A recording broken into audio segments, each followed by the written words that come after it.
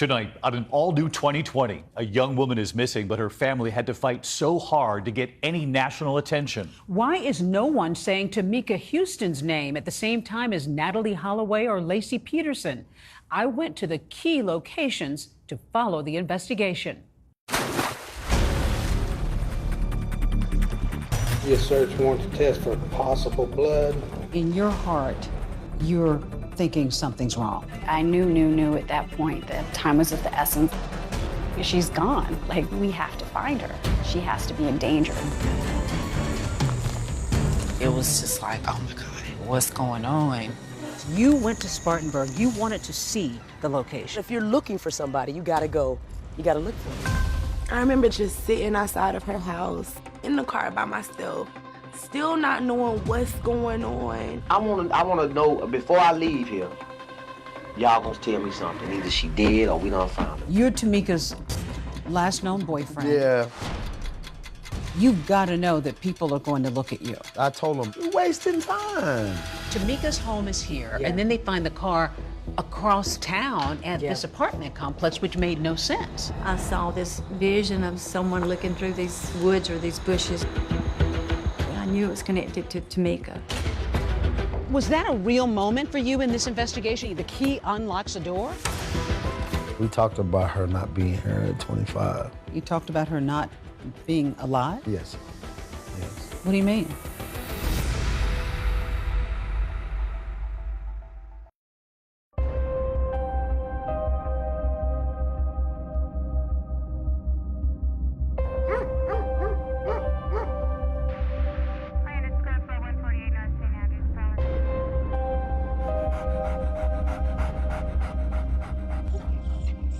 When police entered this home on June 16, 2004, they find a disturbing scene. A dog which has apparently given birth to a litter of puppies with no owner in sight. That discovery would trigger the search for 24-year-old Tamika Houston.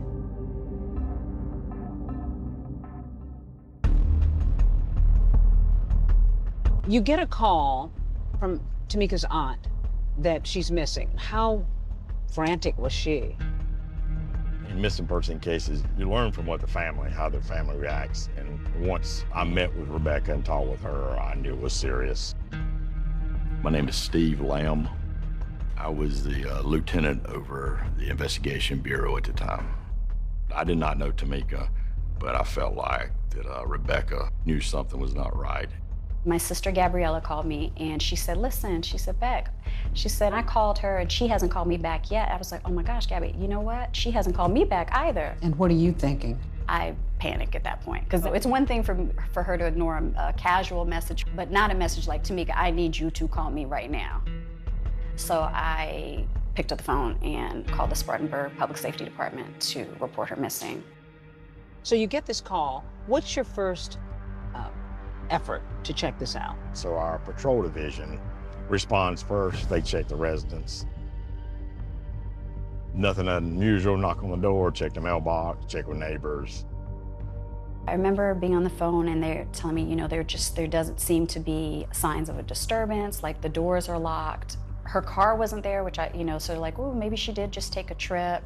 To be honest with you, it was typical for her to, go through a moment where she was just doing her own thing. So it didn't really raise any red flags. Tamika's parents were divorced. Her dad lived in South Carolina and her mom, Gabriella, lived in Virginia. It wasn't unlike her to get in her car and drive from Spartanburg and show up at Gabby's doorstep with no notice. Showed up in Miami and called me and was like, hey, I'm gonna come down for dinner tonight. We had family all up and down the East Coast. Just no one had heard from her. At what point do you go in? One of the investigators felt like there was an odor coming from the residence. Well, I knew that, there was potentially a crime scene. Honestly, I expected to find her in there, but she wasn't. They did a wellness check, and they found things in her home that were completely inconsistent with her personality. There was a dog inside and a puppy, and I think there were more puppies at one time, but they had died. The dog had drank all the water out of its bowl, eaten all of its food, drank all the water out of the toilet. It was just obvious that she had not been there in quite some time. When law enforcement finally showed up at her house, her pit bull was there on the verge of starvation. There was only one puppy who was still barely alive. There's death inside. It's like a crime scene that the dog is telling us, she's gone, she's missing. Go find her. That scared me. That really, really scared me because I knew Macy was like her child. It was just a horrific scene. Tamika's Aunt Rebecca, her mom's younger sister, lived in Miami. The two had been close since Tamika was a child. We're only 7 years apart, so honestly, she was really more like a little sister to me. That's Tamika opening a present from her Aunt Becky. Oh, my gosh, I wanted to see. She was full of personality. She was only 4'11", but when she walked into the room, you'd think she's 6 feet tall because she just commanded the attention of the room.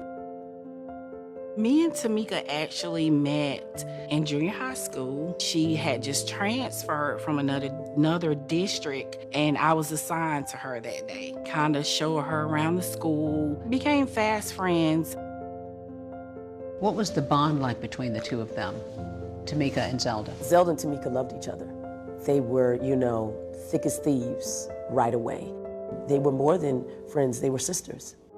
At the time, Tamika lived with her father, Anthony, in Spartanburg, South Carolina, where she would eventually settle. She loved my dad. They fuss, fight, just like any other father and daughter relationship. But I do know that my dad, he loved the ground that my sister walked on. My name is Antonia. Tamika was my big sister. I couldn't tell that she was much older than me. Like, she was always playing the games that I wanted to play. They said my sister had a temper. Like, she would snap on you in a blink of an eye. But she was a really good person. She was free-spirited and very, very spiritual because she grew up in a church. She had a humble spirit. That was just, oh my God, that was just so different. She was talented. Oh, she had a voice, yes. Yeah, she could sing. She really could. She wanted to try for American Idol. Tell me about that. We went to American Idol. God, that was an experience. Over 10,000 people packed into the Georgia Dome. We were excited. We were happy to be there, and she made it through the first round. Her favorite artist was Lauryn Hill. She could sing her songs just the way that she sung them. And just like Lauryn Hill in Sister Act 2, because I'm happy. Tamika does a rendition of His Eye is on the Sparrow at her aunt's wedding. His eye is on the sparrow. She sang at your wedding. She did, yeah. It's one of the most special memories we have.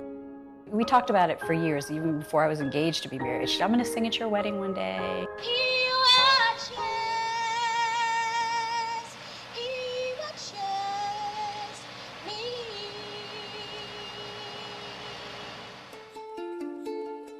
Everyone talked about her big voice and this tiny, tiny body that you just would not or could not ignore. You were just drawn to her, and strangers were drawn to her. She was a little, I think, too open-hearted to folks, and a little bit too trusting. She had a soft heart for people and for animals. Yeah, she loved animals. I'm not a dog person, but Tamika loved her dogs.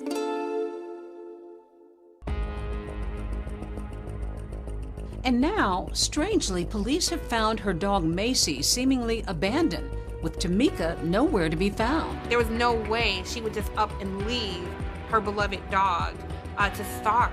In your heart, you're thinking something's wrong. I knew at that point that time was of the essence. She's disappeared, she's gone. Like, we have to find her. She has to be in danger.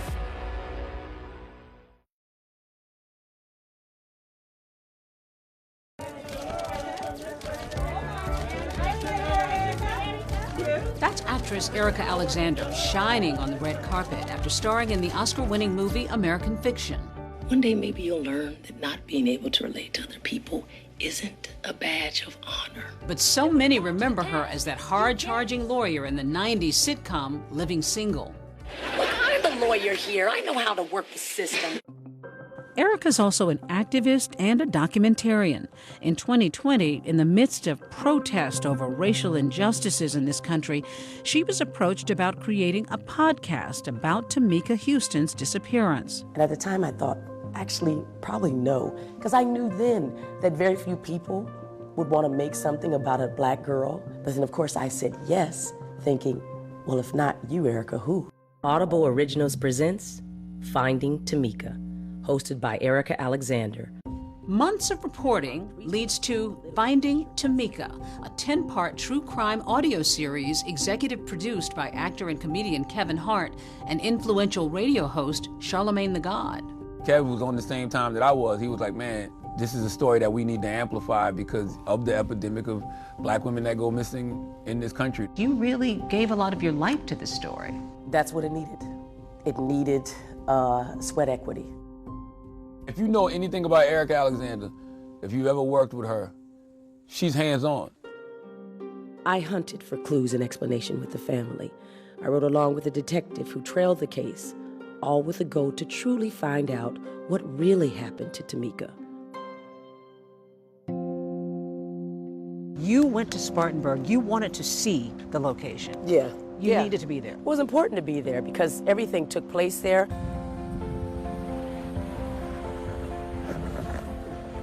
Cool, Spartanburg. Spartanburg. It's a small town in the South. Started out as a cotton mill area.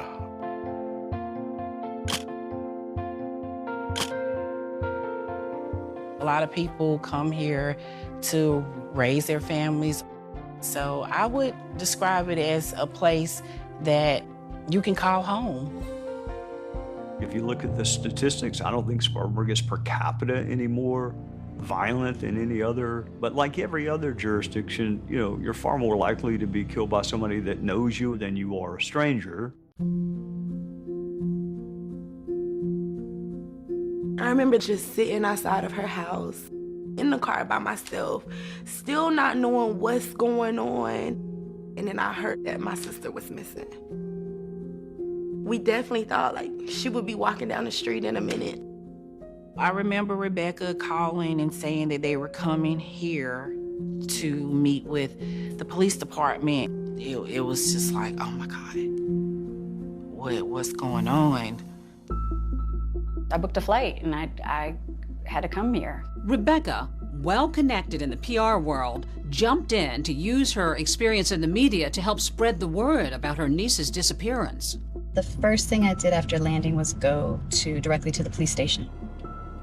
I remember being very fixated on getting the public information officer to do a press release. I remember saying she wasn't going to leave the building until someone did some media stuff, and we did. And I think just of her persistence that I felt like it was important. Tamika's mom, Gabriella, makes an emotional plea on the local news for her daughter's return. I know deep down in my heart that somebody knows something. But please, we plead, just let us know where she is. We just kind of designed a flyer and we're just putting up all around town. Flyers have gone up in her neighborhood to help police. At the top, in bright red type, was the word missing.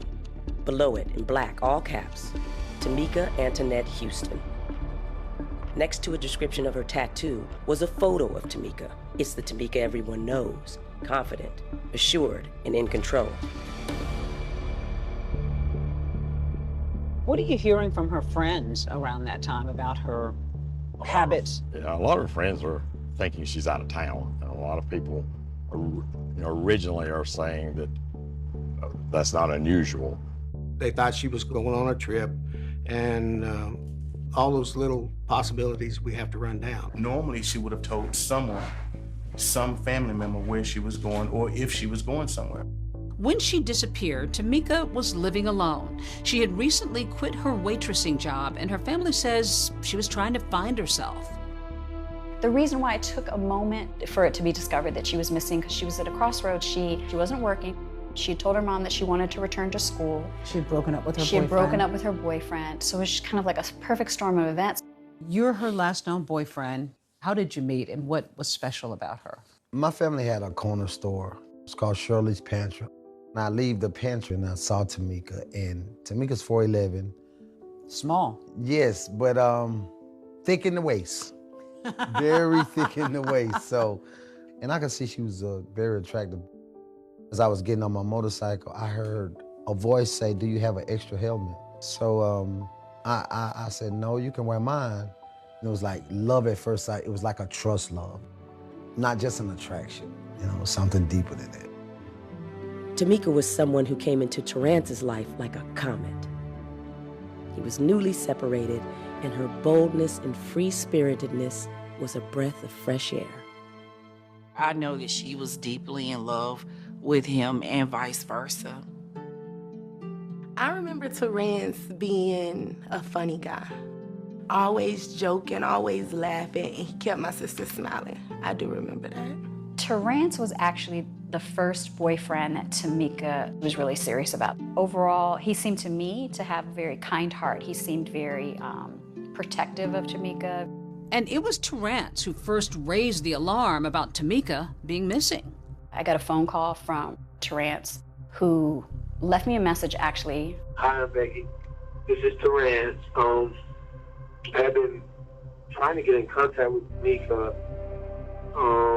Nobody seems to have heard from her, so I just want to know what she said. That's all.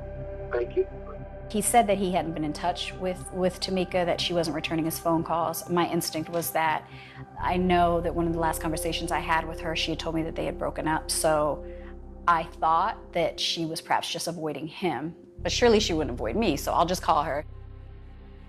Days with no word from Tamika, Rebecca contacts the Spartanburg Police Department asking them to conduct a welfare check on her home. So it wasn't unusual for her mother or relatives not to have heard from her for a while. Nobody was alarmed right away. Not right away. Not until we went to the house and Macy was at. Tamika's ex-boyfriend, Terrance, kind of got the ball rolling, started calling people. He's the one who told everybody that he couldn't find Tamika. So it's a very ironic thing to be the person who calls Rebecca and the mother, Gabby, and says, "I can't find Tamika." And suddenly the eyes start turned toward you.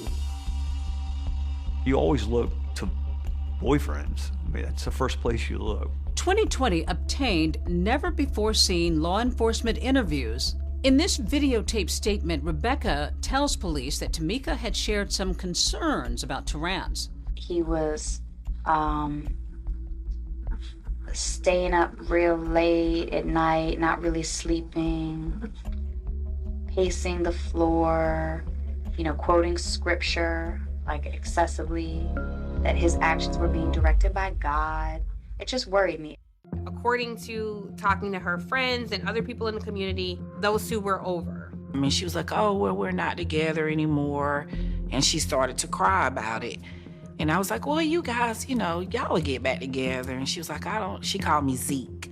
She was like, "Zeke, I don't know about that this time around. I think I'm done." She and Terrance had a pretty volatile relationship. So you got the feeling that any place where there's smoke, there's fire. He admitted to that. She and he had had some domestic violence type issues prior. So that was the first person that we were interested in this case. Her and Terrance had this domestic dispute. So it was all kind of thoughts going through my mind. Now, was Terrance involved? Did he do something and something had gone too far? Police want to know what Terrance knows, so they bring him in for questioning.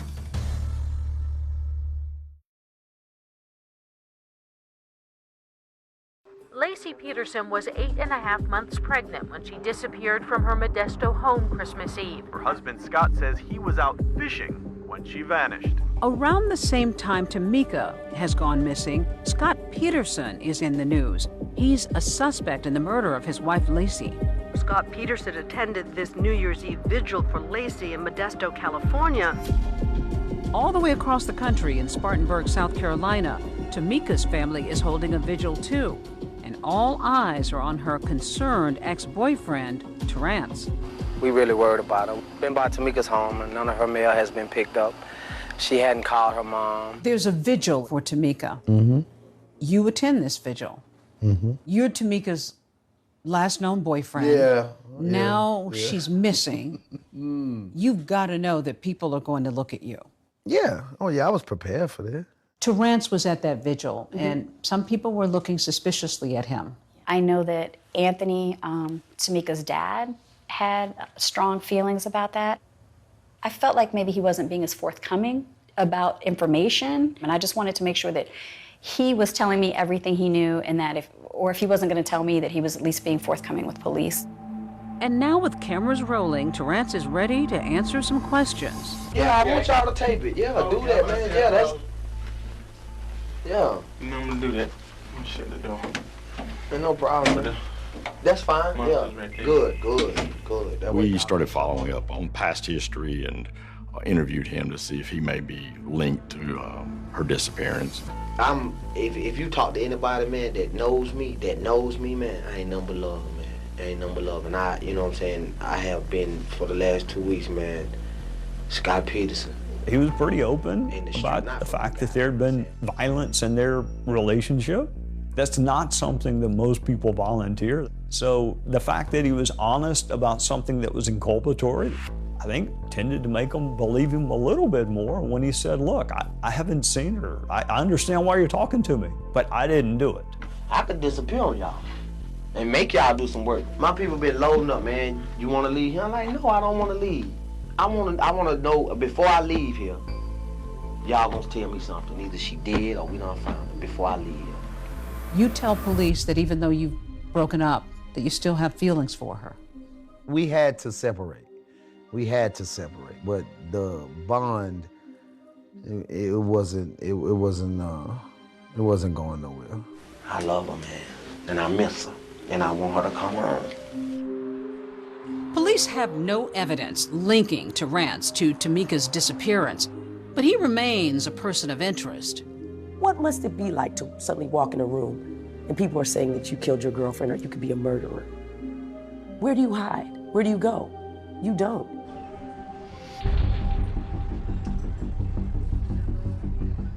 Word of Tamika's disappearance spread through the community, with missing persons posters plastered everywhere. One at this gas station caught the eye of a woman who noticed the description of Tamika's car matched an abandoned vehicle at her apartment complex.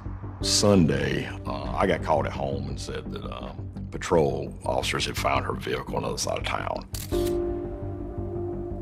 Tamika's home is here, and then they find the car across town at this apartment complex, which made no sense. Yeah, no, not at all. And I think for a while it confused them. You find the car. What's your first assessment once you find it? We knew it had been there a while. The windows was cracked. It had been raining in them. So we could not link her to being anywhere in that area. And there's really nothing forensic-wise that we recovered from that vehicle. It wasn't like there was her blood or DNA or anything. And now there's her car, but no Tamika. So I'm sure that sent fear through her family's heart. That was really tough, because when you're going through it, it's like your emotions, it's like such a range of emotions, because at first it's like, oh my gosh, they found their car. You're thinking, oh, well, maybe she's just been staying with someone. So, oh, this is the break that we need. But then, you know, when we all descend upon, the police are kind of like, it kind of looks like this car has been here for quite a long time. It just makes you even a little bit more desperate. Kids, they used to say to me, like, your sister's dead. She's never coming back home. Y'all need to stop searching for her. Finding Tamika's abandoned car was a blow to her family. But inside it, police make a key discovery. Her car was found at Barksdale Apartments, and during the search of her car, a key was located. It was a set, I believe, 5 or 6 keys. You can tell one's a house key, 2 of them is a vehicle key, and maybe 2 more as locks.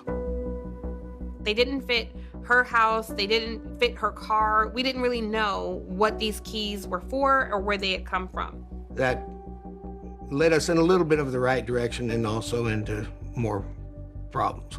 You find keys in this car that don't seem to belong to her. Correct. That was a critical moment. Yes. We had no clue where they went to. That was an added mystery that the police were dealing with at the time. Now that Tamika's car has been discovered abandoned, detectives want to go back and take a closer look inside her home. But once we found the car, that kind of started the case to be more suspicious that it may be something criminal involved. I just remember being across the house. As it started to get dark, they were spraying the luminol and that very eerie, emanating purplish blue lights that you see coming from the house. And that was really difficult because it felt very surreal and it's terrifying because you're like, what's going to be revealed? No signs of foul play, no new leads at Tamika's house. But then, Department 911. A 911 call sends police on a mission.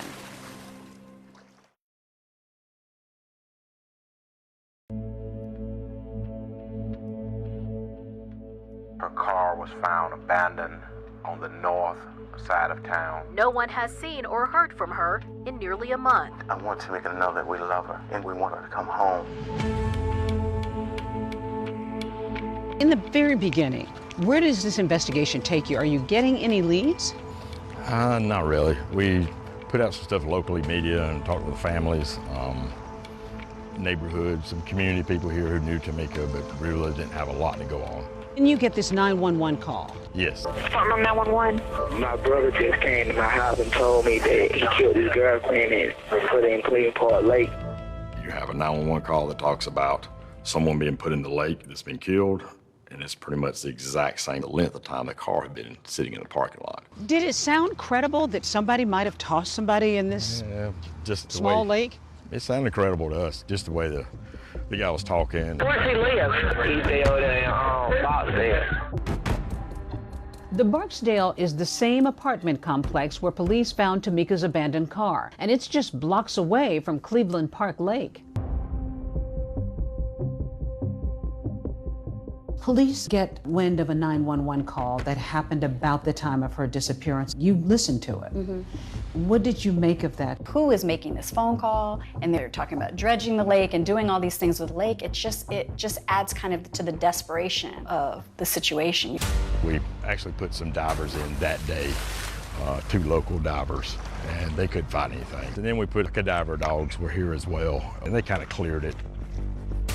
That 911 caller was never identified, but police eventually determined it was not related to Tamika's case.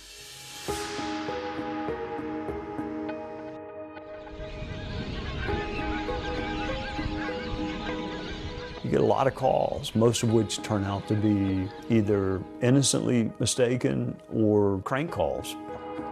Someone had reached out to me and said that they were a psychic and they could provide me with information where Tamika was.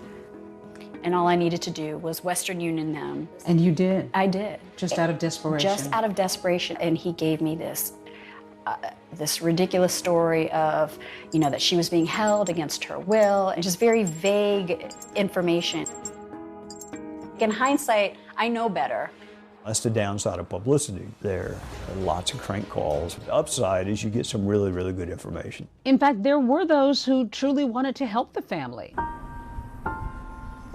Like Elaine Painter, a local Spartanburg woman who says she sometimes has visions about people. Come back to me.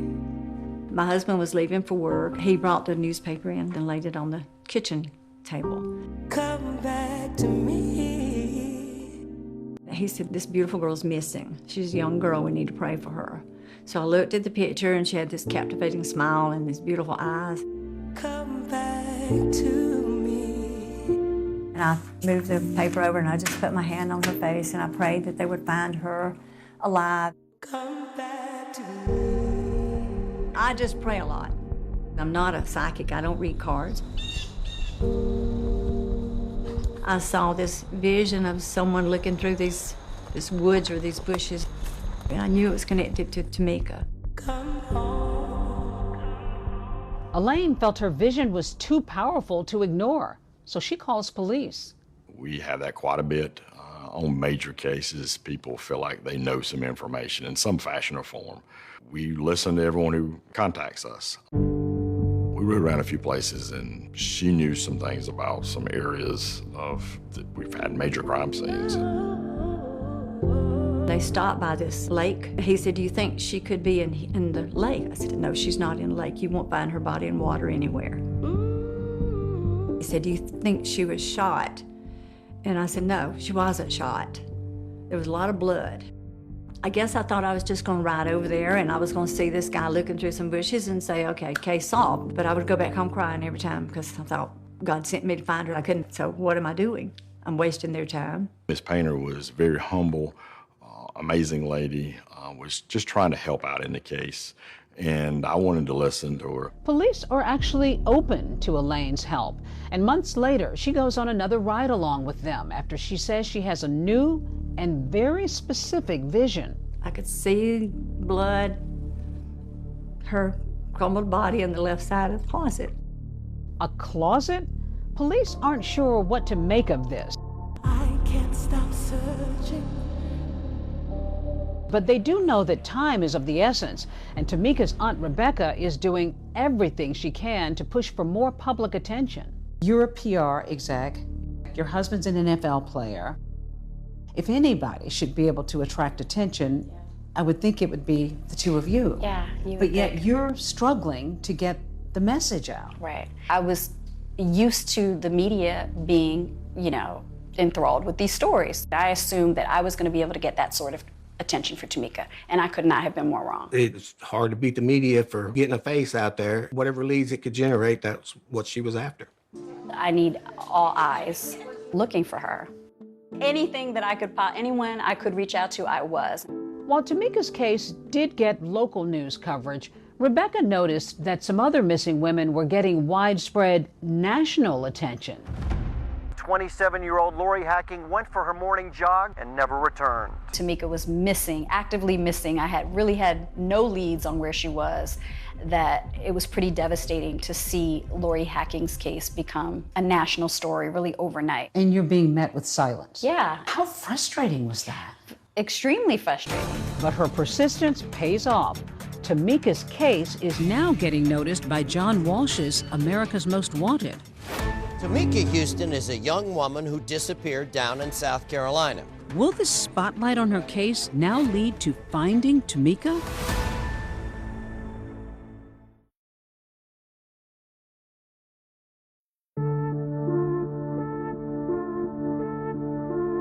As the seasons changed, Rebecca continued to use her PR skills to advocate for Tamika. She focused her attention on Fox's Saturday evening primetime hit, America's Most Wanted. You had gone to America's Most Wanted. Yeah. I got the attention of a young associate producer at the time, Tiffany Cross, who said that she was drawn to the story because Tamika looked like her. Her case file had kind of made it through a lot of producers and landed on my desk. And as soon as I read the story and I just looked through the notes and I talked to her aunt, Rebecca Howard, this was a story I knew I could own. Tiffany advocated for our stories. It was officially greenlit. And that October, Tiffany was off to Spartanburg. I just wanted to get on ground and understand who the people in this community were and what they could tell me about Tamika. When you're thinking about national publicity, America's Most Wanted, why did that matter? Brands. Brands matter. That's a top shelf brand. But also that means that they have the audience. The audience is looking. It gives them assurance that maybe if they think they know something, that they should call it in. And that's huge. Tom Morris, America's Most Wanted. The unique thing about America's Most Wanted is we worked alongside law enforcement. The first person I met in law enforcement on Tamika's story was Detective Steve Lamb. All the leads that we've chased down have run into basically a dead end. I think they helped with the case, putting it out on a national level. Steve Lamb seemed very dedicated to finding out what happened to Tamika. We started just building flowcharts of family and friends and people that she had dated or had relationships with, and we started seeking out all those individuals to communicate with them. One name that kept coming up routinely when I got on site was Terrance. The community and the family felt like Terrance was a person of interest in the case. Terrance says he expected police to suspect him, but not his own family, especially an aunt who helped raise him. So I asked her, why haven't you gotten with me and called me and prayed with me? She looked me in my face and she said, We thought you did it. That must have hurt. I tore my heart out my chest. Terrence was very offended that people thought he had something to do with Tamika's disappearance. I told Terrence we wanted to speak with him. I armed our reporter with tiny lipstick cameras, and we set off in a car behind him and sent him to talk to Terrence. You're telling me you did not have anything to do with it, correct? Exactly. At one point, he even got down on his knees talking to our reporter, trying to plead that he did not do this. Why do you agree to talk to America's Most Wanted?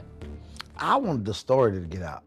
I'm thinking like, okay, America's Most Wanted, they're stable, they have good researchers, they have good, but y'all come with this, so I'm like, y'all didn't come to help find her. You came to get a confession. You're wasting time. Of course, you always look to boyfriends, but if there's nothing there, at a certain point you have to move on. Over time, we felt like that he was not involved in her disappearance. One thing that I've always thought about Tamika, and I always wanted people to know, is that she was a very spiritual person. Tamika knew that she would not live long. We talked about her not being here at 25. You talked about her not being alive? Yes. What do you mean? She knew that something tragic was gonna happen to her. You're saying she didn't think she was going to live No, long? she knew. I didn't say think. She knew she wasn't gonna live to be 25. Knew. We had these conversations. Spartanburg detectives with the America's Most Wanted team in tow are now focusing on those keys found in Tamika's car. They told us about it, and then we filmed them finding the keys. Matching the key was basically finding a needle in a haystack. And it's that key that begins to unlock the mystery into Tamika's disappearance. We're able to trace it back to an apartment complex. But even then, the odyssey was just beginning. We go through with management, knocking on the door. Detectives go from door to door before making a shocking discovery. Investigators found a really big bleach stain, which is Latin for I'm covering something up.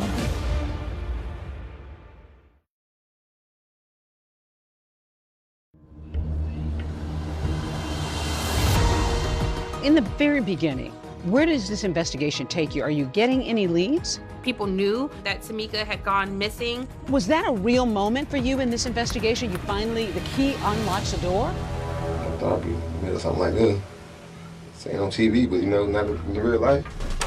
That was the key piece of evidence that they needed to figure out what exactly happened to Tamika, and that was just the beginning. People had seen her here. Yes, had seen her and thought that she had dated someone. Entering apartment 215, Fremont Apartments. The investigators found a really big bleach stain, which is Latin for I'm covering something up. And his explanation for the stain was that it was red Kool-Aid. Red Kool-Aid. Which is amazing in a way, because this leads to the discovery, which leads them right here. I thought you had to be a monster. You said that this case touched you like no other had. Why? Because I know how much black girls don't matter.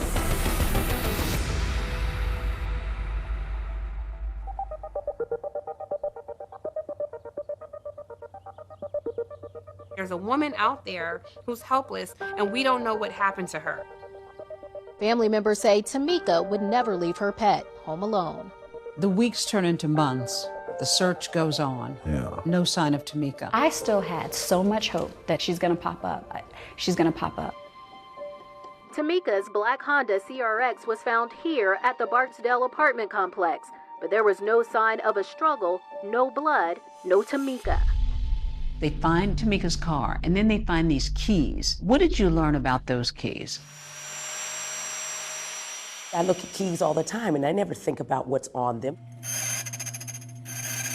Sometimes there are things that identify them. You think that that's just the key brand, but it turns out that the key maker had a code. AA14. That's the number on the keys that they found in the car. And they weren't Tamika's keys? No, they weren't. But that code was important.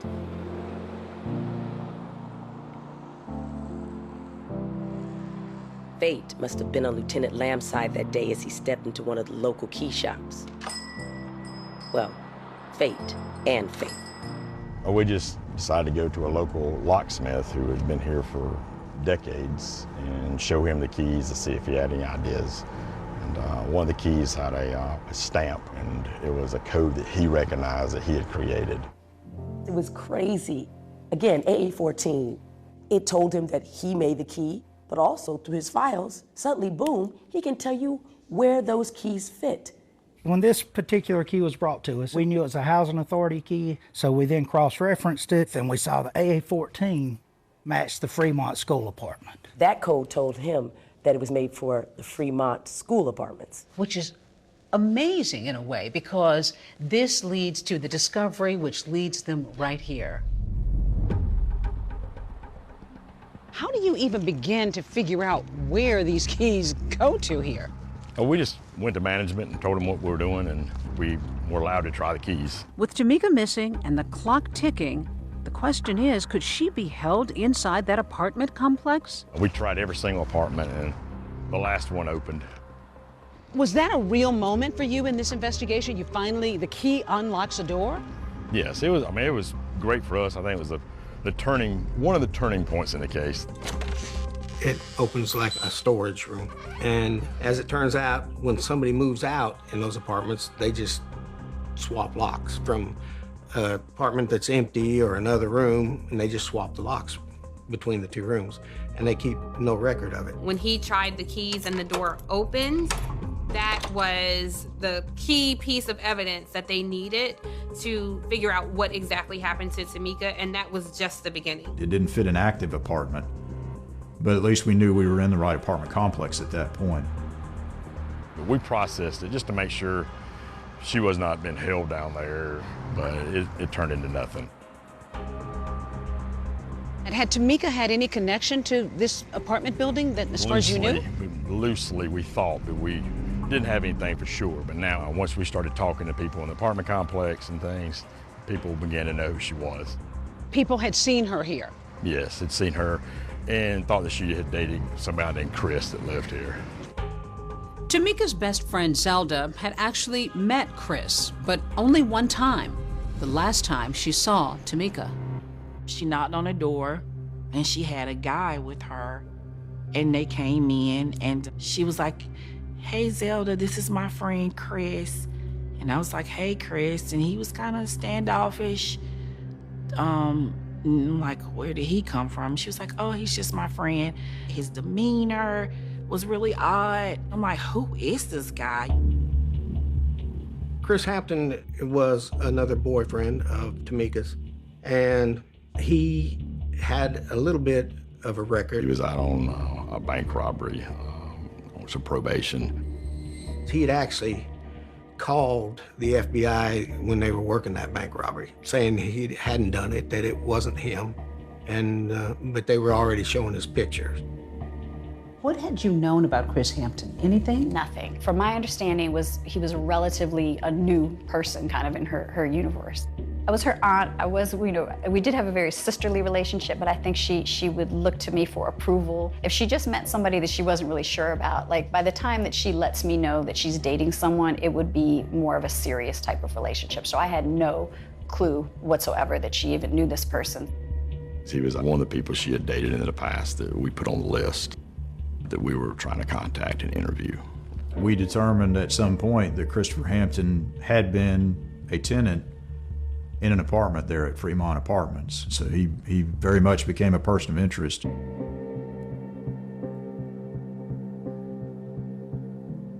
Detectives begin talking with Christopher Hampton, who tells them that the last time he saw Tamika, she wanted to borrow money before heading to Myrtle Beach for Bike Week back in May. I was assigned as an FBI special agent to the Tamika Houston matter. We had information that we wanted to confront Christopher Hampton with to see whether he could validate that information, whether he would cooperate with questioning. And you don't remember when you let her borrow that money? Like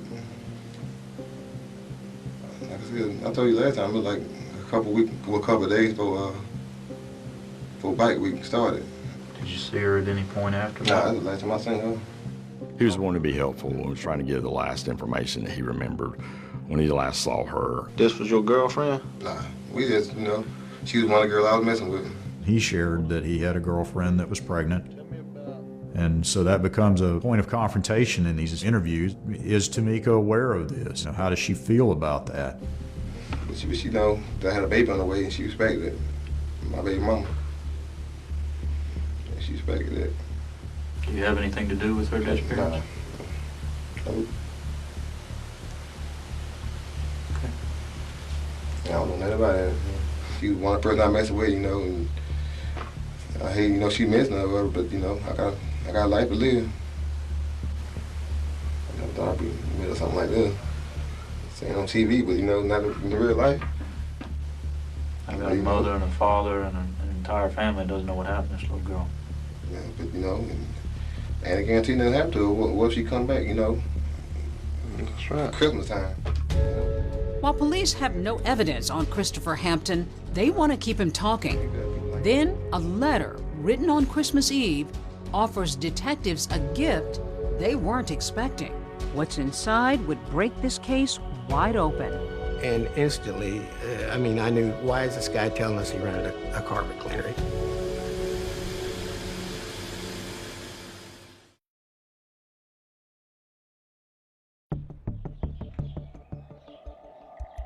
As the seasons change and the months go by, Tamika's family marks a heartbreaking milestone, her 25th birthday. And on Christmas Eve 2004, Christopher Hampton writes a curious letter to law enforcement. So Mr. Hampton addressed a letter to myself on December 24th. He says in the letter, I went to my apartment and found that somebody had come into my apartment and poured beer on my floor, smeared mayo, ketchup, hot sauce, flour, and all kinds of other stuff all over my bedroom floor. And in this letter, he talked about he had rented a carpet cleaner. And instantly, I knew, why is this guy telling us he rented a carpet cleaner? He's telling us this because he thinks we know something that we don't know. He goes on to say, I saw Tamika last the day before I rented the cleaner.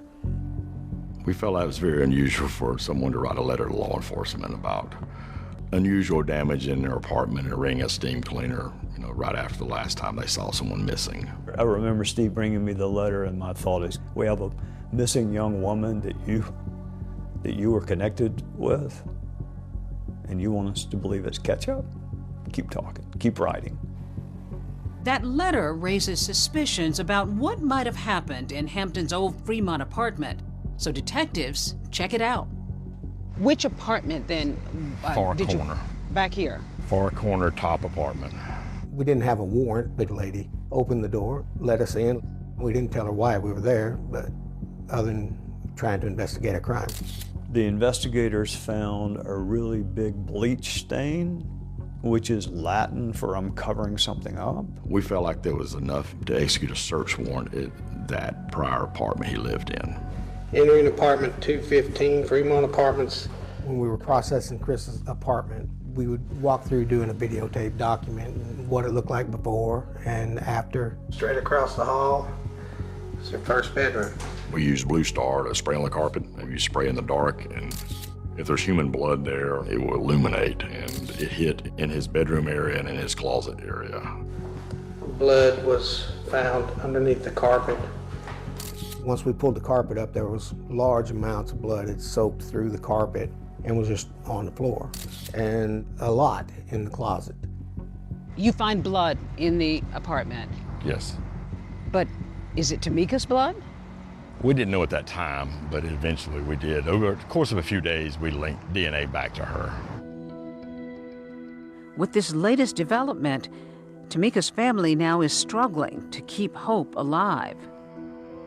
When you find out that there is blood in this apartment, what goes through you? At that point, I was I resigned at that point. In your gut, you know. I felt up until that point I had a lot of hope, but I think that's when I knew that we weren't going to see her again. That same day, Lieutenant Lamb gets an unexpected call from Elaine Painter, the woman who said she had visions about Tamika's case. The night that we found the blood in the apartment, she called me on the phone and said she knew something good was happening in the case. And there's no way she could have known that. Tamika's blood had been found in a closet, just like Elaine Painter says she had seen in her vision months earlier. Police would later take her inside that apartment. And we walked up these steps and they opened the door and I saw a closet. And I knew that was where she died. There's potentially a big break this morning in the case of a missing 24-year-old woman who disappeared last year. Investigators now say they found blood in a former apartment of a person that they've been questioning. This is a video of the first interview that I had done with Chris. This is shortly after the blood was found in his apartment. What's that look like to you, Chris?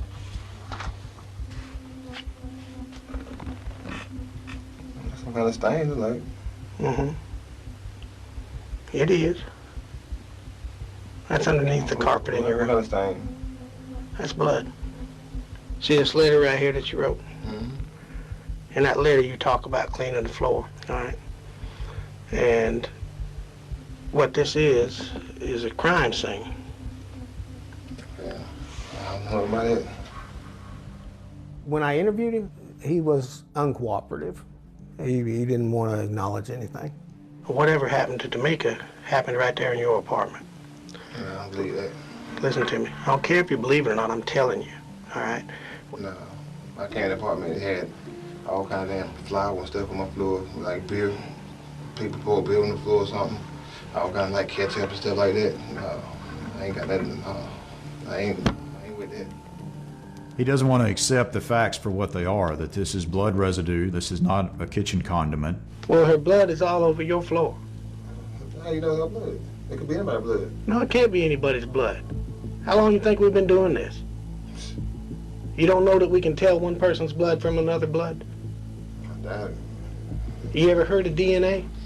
Yeah. I'm telling you the girl died in your apartment. I'm not wishy-washing around there. I'm telling you that. That's a fact. Watching that now, one reason I would chuckle is the fact that I know I'm lying to him at that point. We didn't know for sure that that was Tamika's blood. We believed it, but we didn't know it. We're trying to press him to produce Tamika's body. You're willing to weigh this whole charge yourself? If I have to, because I don't know what's going on. He kind of locked me up just to solve the case of. I'm not looking for a body to hang this charge on. I'm looking for Tamika's body. The solicitor's office didn't want us to charge him until we had the body. At that time, I don't think we had ever tried a no-body case. If you don't have a body, it's definitely not a slam dunk. Yeah, I was the circuit solicitor, which everyone else calls district attorney. The goal is not an arrest, the goal is a conviction. So we're trying to identify him as the killer. Then, unexpectedly, somebody else surfaces, saying she too had been in Hampton's apartment. There was no reason why she should be in that room.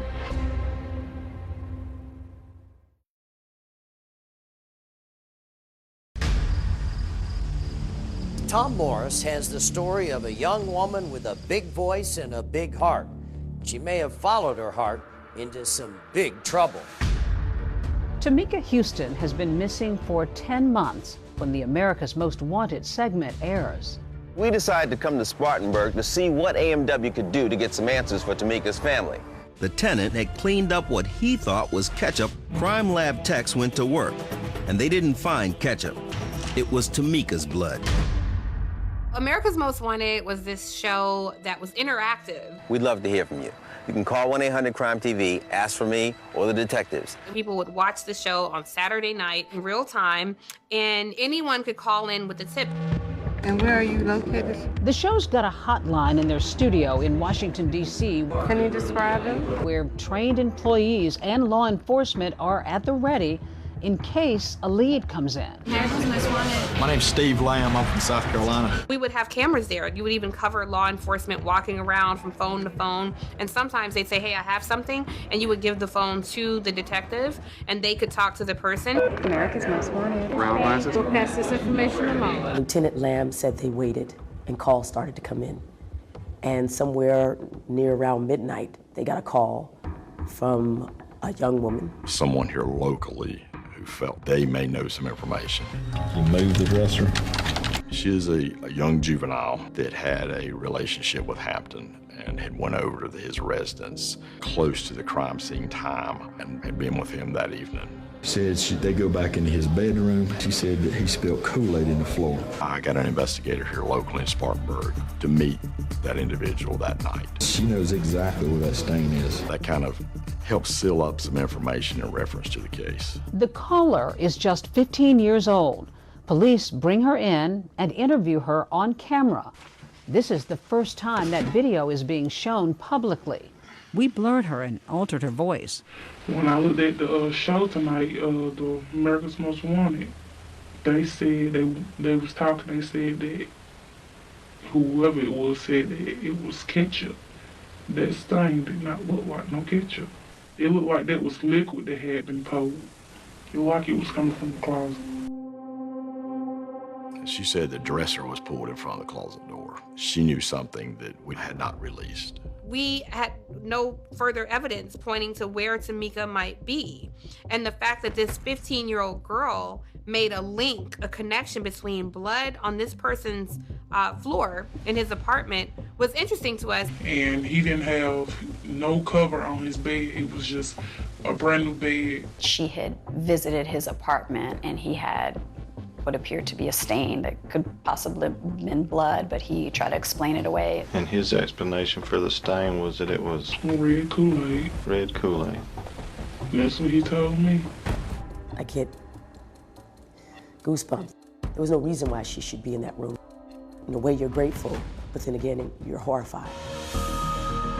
The witness is implicating Christopher Hampton at the crime scene and calling into question his explanation about that carpet stain. I knew at that point they were zeroing in on him.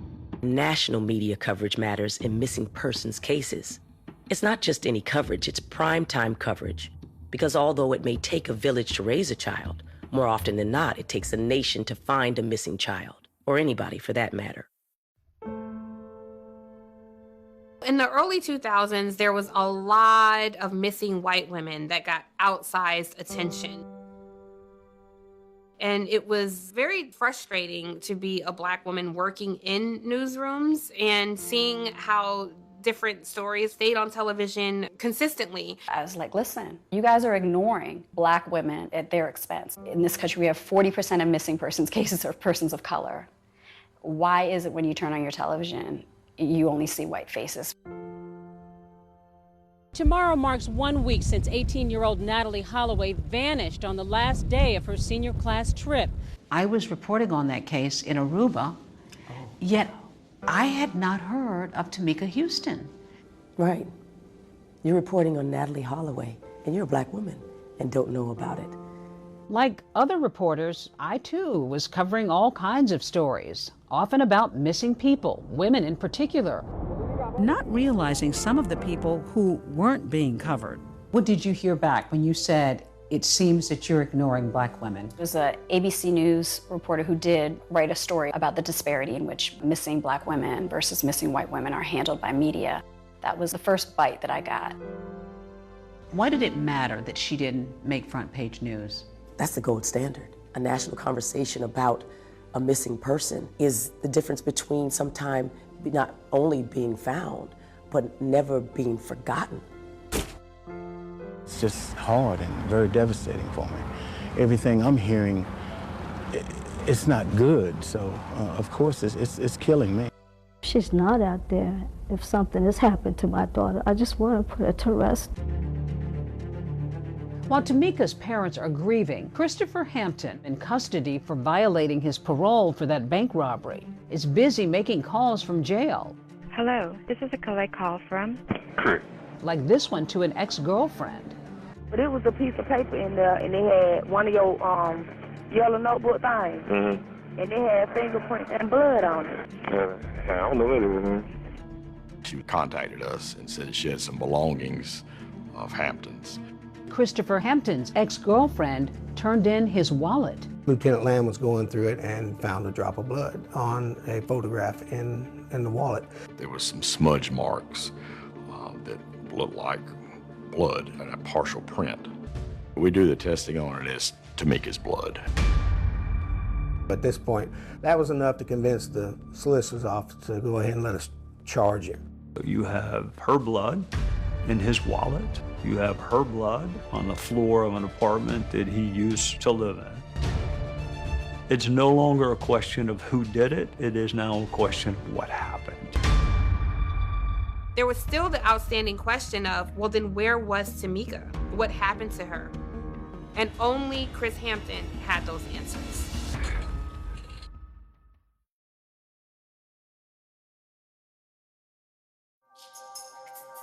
It's been 15 months since Tamika Houston's disappearance. Now, armed with hard evidence, Solicitor Trey Gowdy is ready to have police arrest Christopher Hampton for Tamika's murder. I remember talking to them about you need to be there when he's released. When they picked him up, what you really want is, you want answers for the family. Where's the body? He was scheduled to be released on his parole violation, and they assured me, listen, we're going to be there to pick him up, and we're bringing him in to question him. You're about to see potentially a resolution here. Somebody's about to be arrested. It's really a tough situation to be in because you just like, until you know, there is kind of maybe that small sliver of hope that one day she'll just walk through that door. Because there's no body at this point. Yeah, exactly. So it's tough. It's, you want to know, but then you don't want to know.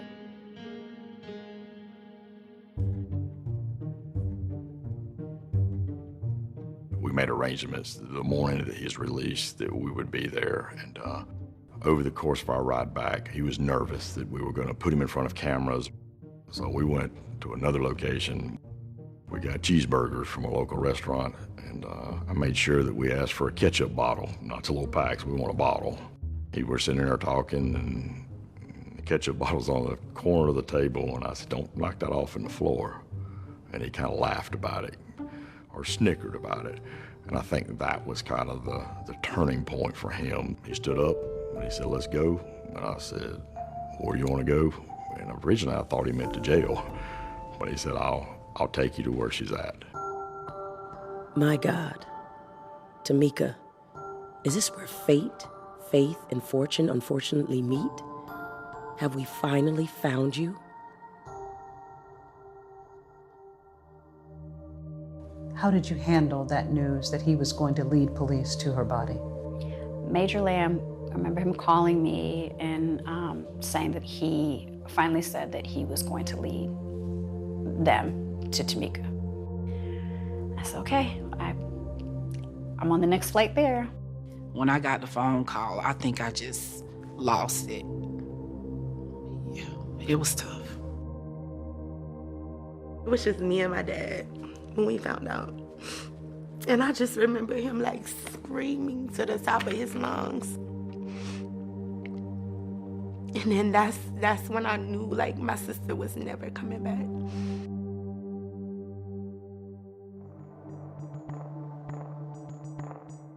We get in our vehicles, and he drives us across town, up the interstate, into another small town outside of our jurisdiction.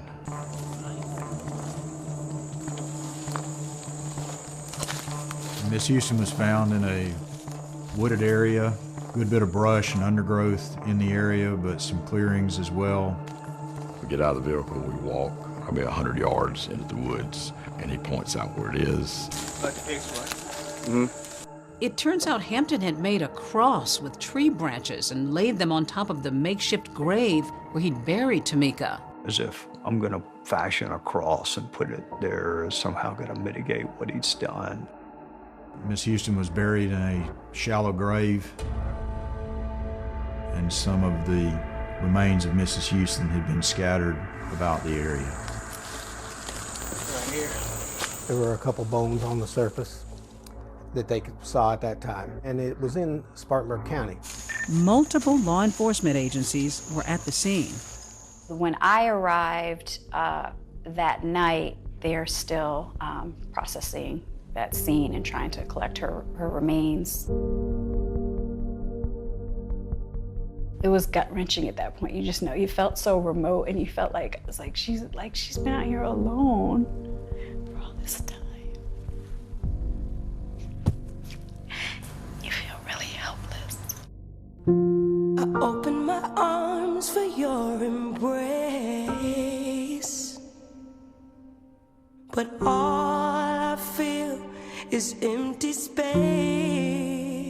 I remember walking down into deep woods, and I mean, by this time we're surrounded by trees. So come back to me, come back to me.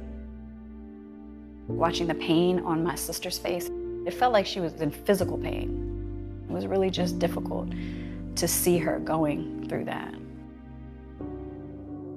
And I'm standing there and my eyes are full of tears. And I remember looking down because I felt like I was stepping on something. And I reached down and picked it up. And it was actually one of her bones. The family came and found a couple bones that had not been picked up. And so for me, that was a really sad situation. So I told them I'd just do it myself. That part of it. Excuse me. It was supposed to be, cleared first before we even got there. And yet, through it all, something extraordinary starts to happen. The family begins their long goodbye, and quite naturally, in this unholy yet sacred setting, an impromptu ceremony develops at the site. The family had put up a little cross and flowers there at the gravesite. You had hoped it would be a different outcome. You do have an answer now, but it's certainly not the answer you wanted. It wasn't the answer we wanted. It's such a loss. Like, I miss her so much. But how did Tamika end up dead, and why? Christopher Hampton, back in an interview room, is ready to confess. I know. You have to obey us, man.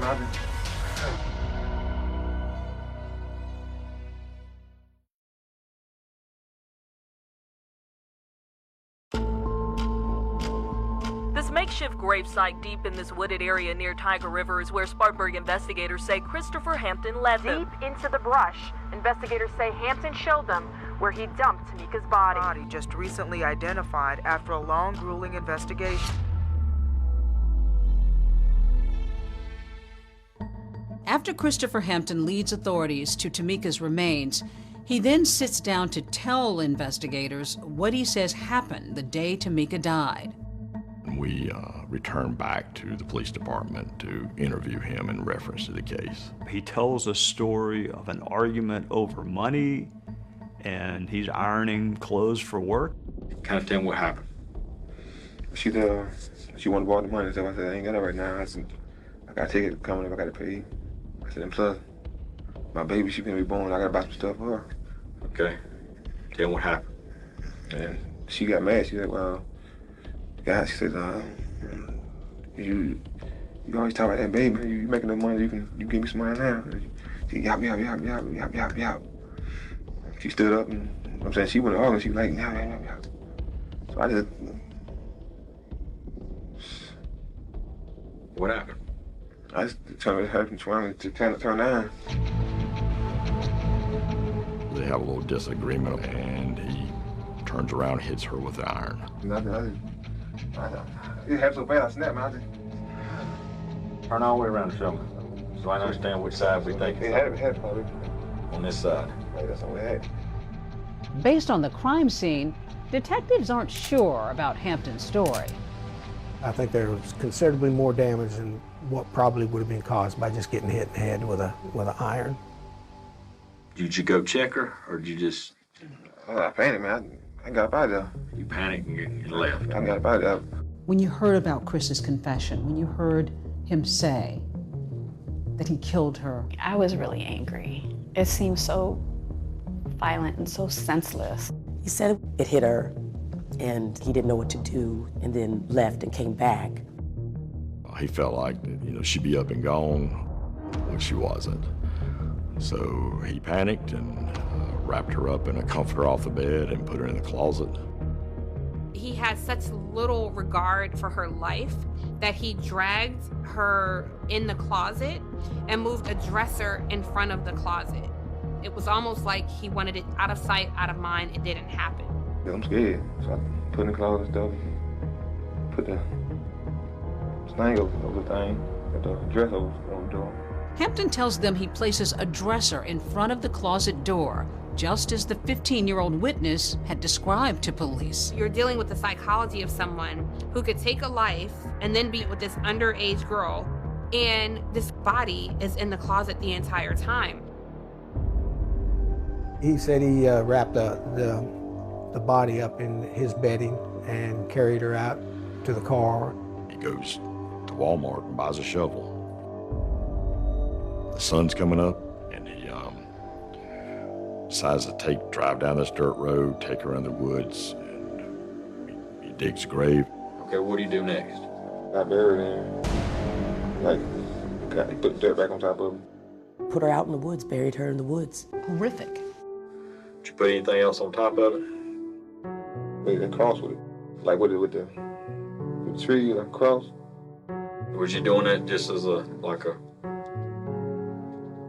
a burial for her or something? Or why'd you do that? I mean, that's... I guess because I'm sorry, I didn't mean to do it. He is confessing to a homicide, and his intent is to make the event sound as unintentional as possible. And we didn't believe that to be true because he'd gone to great effort to dispose of Miss Houston's body. Months later, he returns to that gravesite, removes some bones, as well as Tamika's skull, and takes that and disposes of it at another location. This is a diagram that I made after we had finished processing the scene. And this shape in the middle is the burial site. One of the most interesting things on this, to me, is this is a fence. And you have this creek right here. What I think actually happened was because her jawbone was the only bone that was found on the other side of this fence, I think he likely took the skull, like he said. She couldn't be identified, or to cover up some kind of horrific damage to it, and threw it in this creek. I just kind of thought that you had to be a monster to do something like that to someone after a period of time. Tamika's life reduced to a pile of bones, picked, plucked, and spread apart by animals, weather, and worry. Gone, missing, now found. Christopher Hampton placing Tamika's body in the woods. The vision Elaine Painter says she had, spot on. That was who I saw looking through these bushes. And it seems Tamika had one more message to share via Elaine. When I was very, very early in my pregnancy, and literally the only people who knew that I was pregnant with twins was me, my doctor, and my husband.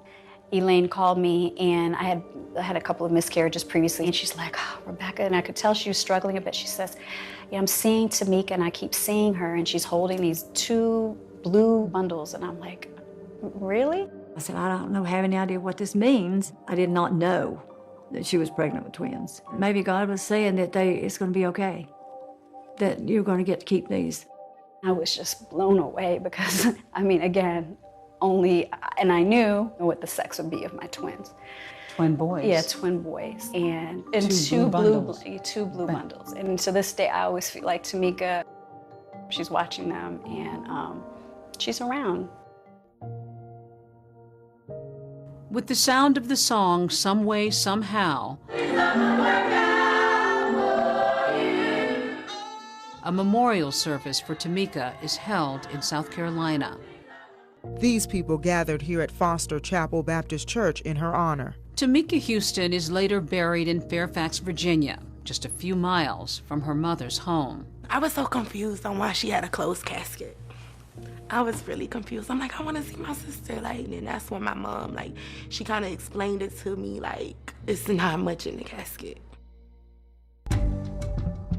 Christopher Hampton is finally headed to trial, but there's a turn of events in the courtroom. I was shocked. And on the 20th anniversary of Tamika's death, her Aunt Rebecca gets a welcome surprise.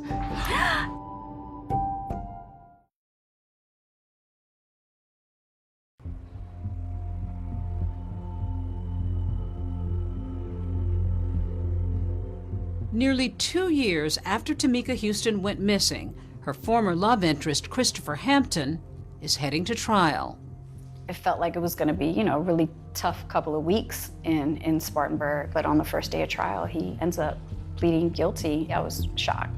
I was shocked. Are you guilty of the crime of murder? Yes, sir. I don't know why he pled guilty. He wound up getting the exact same sentence that he would have gotten had he gone to trial and lost. Mr. Hampton, the sentence of the court is that you be committed to the State Department of Corrections for life. I was really emotional that day, and he really didn't show any remorse. Life without parole. If anyone deserved life, it had to be Christopher Hampton. To this day, those who knew and loved Tamika still wonder about the motive for her murder. Hampton says she was upset that he was saving money for his unborn child. She wasn't like that. She wasn't, those are your children. No, those are our children. That's how she was. That's why his story doesn't make any sense. My sister she cared a lot. I couldn't imagine her saying that at all. I don't know if I'll ever get the true story of what happened. So I'm trying to learn to just come to just be at peace with it. Her family was just beginning to accept a dark new reality. Life without Tamika. You said that this case touched you like no other had. Why? Because I know how much Black girls don't matter. And I want to always be a reflection of how much value that they had to me. What do you most want people to know about this woman that you loved? With her death, I've met so many women. I met so many fathers. I've met so many sisters, brothers. They still haven't found their loved ones. So I know she's putting me on a higher mission. The lack of media coverage about Tamika's case led to the creation of the Black and Missing Foundation. You advocate with the Black and Missing Foundation. Is it still a struggle to get the stories of women of color noticed? It can be, but I think there is more of an awareness of it. Is that Tamika's legacy? I do believe that. I do. On the 20th anniversary of Tamika's disappearance, we brought her best friend Zelda and her Aunt Rebecca together. They hadn't seen each other for years. Zelda! Don't do that. I'll try not to. Honey, don't cry. I love you so much. Don't cry. It's so good to see you. You are the best friend ever. I know. You know that? And she sung at the wedding. Oh, so beautiful. I miss her. I know. He's a high, he's I know he watches me. It just makes me think about what my sister could have been. And it was just so unfair that her life got snatched from her.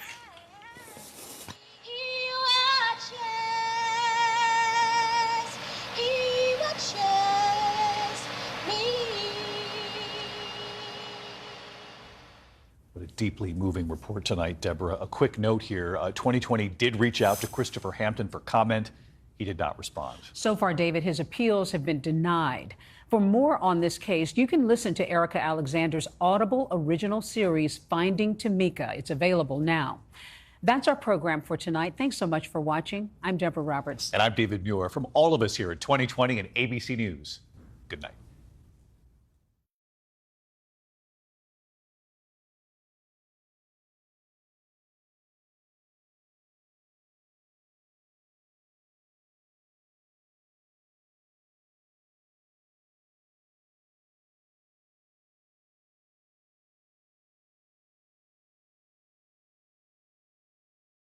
A vibrant, outgoing young mother of three. She was so full of life. She had so many friends, and she was a very, happy person. Murdered in the safety of her own home. The victim had been stabbed multiple times in the chest area. It looked like somebody had tried to carve her heart right from her body. Investigators discover a history of troubled romances. He drank incessantly. It caused a lot of problems. He had repeatedly been trying to get more visitation with his son, and he was really upset about it. He was just furious that she was having a baby. However, as time progressed, the leads started drying up. Just when police think they might never catch the killer. The police were contacted by a young woman. And she said, "Hey, I've got this inkling in my stomach. Can you check out this person?" New evidence leads to a culprit no one saw coming. When I walked out of that house, I said to myself, my God, he did this. His rage, his obsession just consumed him. How could someone commit such a horrific, violent attack and continue to live among us for another 8 years? Less than an hour outside Minneapolis, Big Lake, Minnesota feels like a world away from the bustling city. But in February of 1992, this peaceful town is rocked by a horrific discovery. 911 dispatch. What's the problem? My wife is dead. I just came home, and my little girl is here, and she's in the bedroom, and she's been stabbed. I got the 2 kids here. My God, what's happened? Is she breathing? Oh, she's dead. She's cold. Oh, my God. Oh, my God. The caller, Charlie Jensen, says the victim is his wife, 39-year-old mother of 3, Linda Jensen. At about 4:18 p.m., I received a call in my office from my lieutenant who indicated that a homicide occurred in Big Lake Township. While patrol officers take Charlie and the 2 children away from the home, detectives arrive and begin their investigation. When I entered the scene, I entered the bedroom, saw the victim lying at the foot of the bed face up, ascertained obviously that that person was dead. She was naked. She had a comforter over her body with a large knife pinning the comforter to her body, having been stabbed right through her chest. The victim had been stabbed not just once, multiple times in the chest area. There was some dried blood on the corner of her mouth. The individual was cold to the touch. The victim appeared to be dead for quite some time. Even for seasoned detectives, the viciousness of the attack is shocking. I thought it was a horrific overkill with the knife. It looked like somebody had tried to carve her heart right from her body. My theory was the perpetrator was really angry with the individual, and that's why he had stabbed her in such a heinous way. The knife appeared to be like a kitchen steak knife. It was later ascertained that the knife itself had been taken from a butcher block in the kitchen of the residence. After finishing up with the body, investigators examine the rest of the home for clues. There was nothing that appeared to be out of place whatsoever. The house may have been a little on the messy side, but there was no signs of any of the drawers being opened, nothing being disturbed. I observed that there was no sign of a forced entry. It was really actually kind of a clean crime scene, other than the homicide itself. No fingerprints, no blood samples. As detectives continue searching for evidence, news of Linda's murder reaches her family. I got a phone call from Charlie, and he said, "We lost Linda. Linda's dead. She's been murdered." I was screaming, just screamed and screamed and screamed because she was gone, and I didn't want to believe it. Born in a Minneapolis suburb in 1952, Linda had 3 siblings. Linda was my dark-haired sister, beautiful, beautiful sister. She was so full of life. Linda was the person that you find climbing a tree. She loved to swim. She just would go, go, go. Linda's boundless energy continued into her adult years. Linda loved to go speed skating. She loved to run and loved to jog and, do everything to keep herself in shape. In 1971, Linda married her childhood sweetheart, Charlie. My folks would rent a cabinette every year, and it happened to be Charlie's parents' cabin resort. And that's how Linda and Charlie met. Then when they first got married, Charlie and Linda were so much in love. Their first child, Andrew, was born in 1973. She was, so excited, to have a little boy. She was so happy. But the fairy tale marriage didn't last. They were married for 7 years. When she filed for divorce, it came, out that they were getting divorced. It was because of his drinking. 4 years later, while in a new relationship, Linda gave birth to her second son, Joey. But then, in 1990, Linda and Charlie reunited. Linda still loved Charlie, and Charlie still loved Linda. They remarried on April 4th, 1991, which would have been their 20th wedding anniversary. She was so happy. She was so content. And then she had Lisa on June 12th of 91. As Linda, Charlie, and the 3 children settled down in Big Lake, their future looked bright. She just loved it in Big Lake. They had a few acreages. She was so together with her life. She had so many friends, and she was a very happy, happy person. Now, Linda's loved ones are left asking who took her life so viciously and why. They were very devastated about what occurred to her, and so we wanted to solve this case as quickly as possible. They no longer have a mother or a spouse, and it was a very, very tragic case indeed. Having established a clear picture of their victim, detectives turn their attention to Linda's husband, Charlie. Usually in an investigation, especially a homicide investigation, you usually look at the person closest to the victim. Charlie appeared very upset about the situation, but he was coherent. He was able to give us information. When investigators asked Charlie about the day of the murder, he tells them it was an ordinary day. He went to work that morning while Linda stayed home with the baby. At about 9:45 in the morning, he called Linda and he received no answer. By noon, he called the 3rd time and again received no answer. Charlie was a little upset because he thought she would be home, so he left work and he arrives at his residence at about 4:05. When Charlie walked in the door, he found 9-year-old Joey and 8-month-old Lisa alone in the house. Joey, who was now home from school, doing homework at a table, and then he saw that Lisa was still in the playpen, wearing the same clothing that she was when he left that morning, and he thought this was not right because there's no way that Linda would have left the baby in the same clothing all day long. So he went downstairs to the laundry room to look for her. He could not find her. He went back into the bedroom again and went further into the bedroom where he then observed Linda lying on the floor. He indicated to me that the comforter was higher up on her body, and he apparently pulled it down. He also indicated that he touched the knife, and so he said if his fingerprints would have appeared on the knife, that is his reason. That would be an immediate red flag. That would have caused investigators to focus right on Charlie. As an investigator, you say, well, my God, you know, that's something we got to look at a little deeper. Investigators also knew their early relationship was a volatile relationship. They did find their way back to each other, but their relationship certainly was rocky. You always assume that perhaps the spouse is the person that perpetrated the crime, and he was right at the top of the list.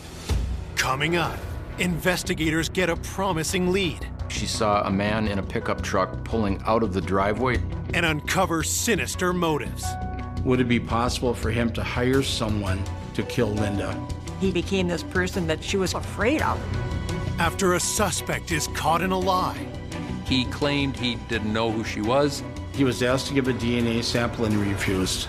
The case takes a jaw-dropping turn. The family were outraged. You could feel the chill in the courtroom. No way in hell. No way. Murder of 39-year-old mother of three, Linda Jensen. Their first suspect is Linda's husband, Charlie, who has just admitted his fingerprints are likely on the murder weapon. He indicated that he touched the knife. He never pulled it out, but he did touch the knife by the handle. Is Charlie trying to cover his tracks? Searching for a possible motive, detectives ask why he and Linda divorced 14 years ago. Charlie indicated that they had a good relationship. The only reason the marriage broke up was simply because of his drinking. Before Linda and Charlie got married, the first marriage, Charlie got sent to Vietnam. What he went through in Vietnam always stayed with him, and he got into heavy drinking because of that. He drank incessantly. It caused a lot of problems in the marriage. So eventually, by 1978, Linda sought a divorce. When Linda and Charlie remarried in 1991, Charlie had stopped drinking, but other demons remained. Charlie had, really kind of given up his partying, and he became more of an adult. But yet, what he went through in Vietnam always stayed with him. Had Charlie's old issues returned, this time with fatal consequences? Investigators get to work checking Charlie's alibi. Charlie indicated that he left the residence at about 6:15 a.m. to go to work. And he proceeded back to his residence at about 4:05 p.m. We retraced his steps, and we talked to a fellow coworker who verified the time that Charlie had arrived at work and the time that he left, and no time during that day did he ever leave. Before detectives let Charlie go, they take a sample of his DNA. At that time, we could do a little bit of DNA testing, but it hadn't reached the point where it could identify a suspect positively. So the investigative team was collecting DNA samples and then preserving it. Charlie was also asked to do a polygraph test, which he did. He passed the polygraph test and was eliminated as a suspect. Everything he said was down to the wire. He could not have been the perpetrator in this crime based on the timeline. While investigators search for their next suspect, news of the murder leaves Big Lake residents fearful. This crime was a shock to the community. It was a smaller community, and they didn't have many homicides. To think that somebody is still out there walking the street and you don't know who, what would be worse? Your house is supposed to be your safety, and to know that she was murdered in her house, that somebody decided to play God and take her life. Who could do that? 24 hours into the investigation, detectives receive their first tip. The investigative team got a call from a rural mail carrier who had claimed that she had been by the Jensen house on the day of the homicide. The mail carrier arrived at the house at around 11:30 that morning, and she said at the time she saw a man in a pickup truck pulling out of the driveway, and she said she got a pretty good description of the man. The postal worker described the truck as an older truck. I believe it was tan, two-tone tan, and it was occupied by a Caucasian male, late 30s, early 40s, kind of a scruffy guy with a beard. We had a sketch artist that was involved in trying to recreate the picture of that person that the mail carrier supposedly saw. The sheriff's office did release that sketch to the media, and it was widely publicized. While investigators wait for witnesses to identify the driver of the truck, officers are sent door to door around Linda's home. At this point, he had no leads whatsoever, so that was the first place we started looking at was the neighborhood itself. And I've had cases in the past that were solved by people that observed something. On this canvas in particular, we were looking to see if any of the neighbors had seen anything or seen a truck or anything suspicious that morning. When detectives hear that Linda's neighbors, the Jones family, may have seen the pickup truck, they immediately knock on their door. Kent Jones was a scout leader. We had 4 children.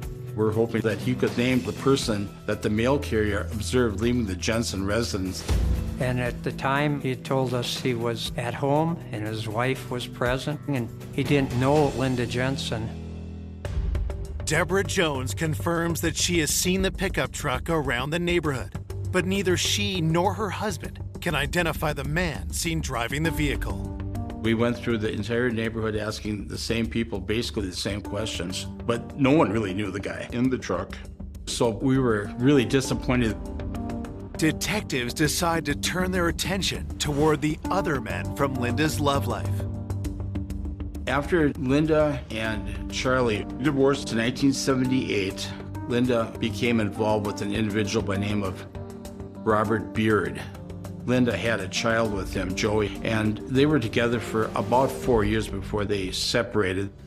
Bob Beard really didn't see much of Joey and was really not a father figure, and he never paid child support.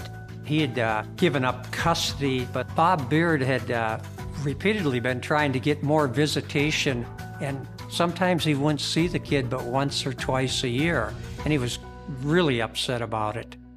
When investigators speak to Linda's husband, Charlie, about Bob Beard, what he tells them is startling. Charlie indicated to investigators that Mr. Beard had actually contacted Linda at least twice, if not more, within a few weeks before she was murdered. Bob wanted to see Joey and perhaps even gain custody of him. Had Bob confronted Linda about custody and attacked her in a rage? The individual that perpetrated this crime was angry at her about something. Bob Beard was an absolute ideal suspect. The murder of Linda Jensen suspects she may have been killed by her ex, Bob Beard, in a battle over custody of their son, Joey. During the investigation, we learned that Linda had been with a guy, and he was kind of a bad actor.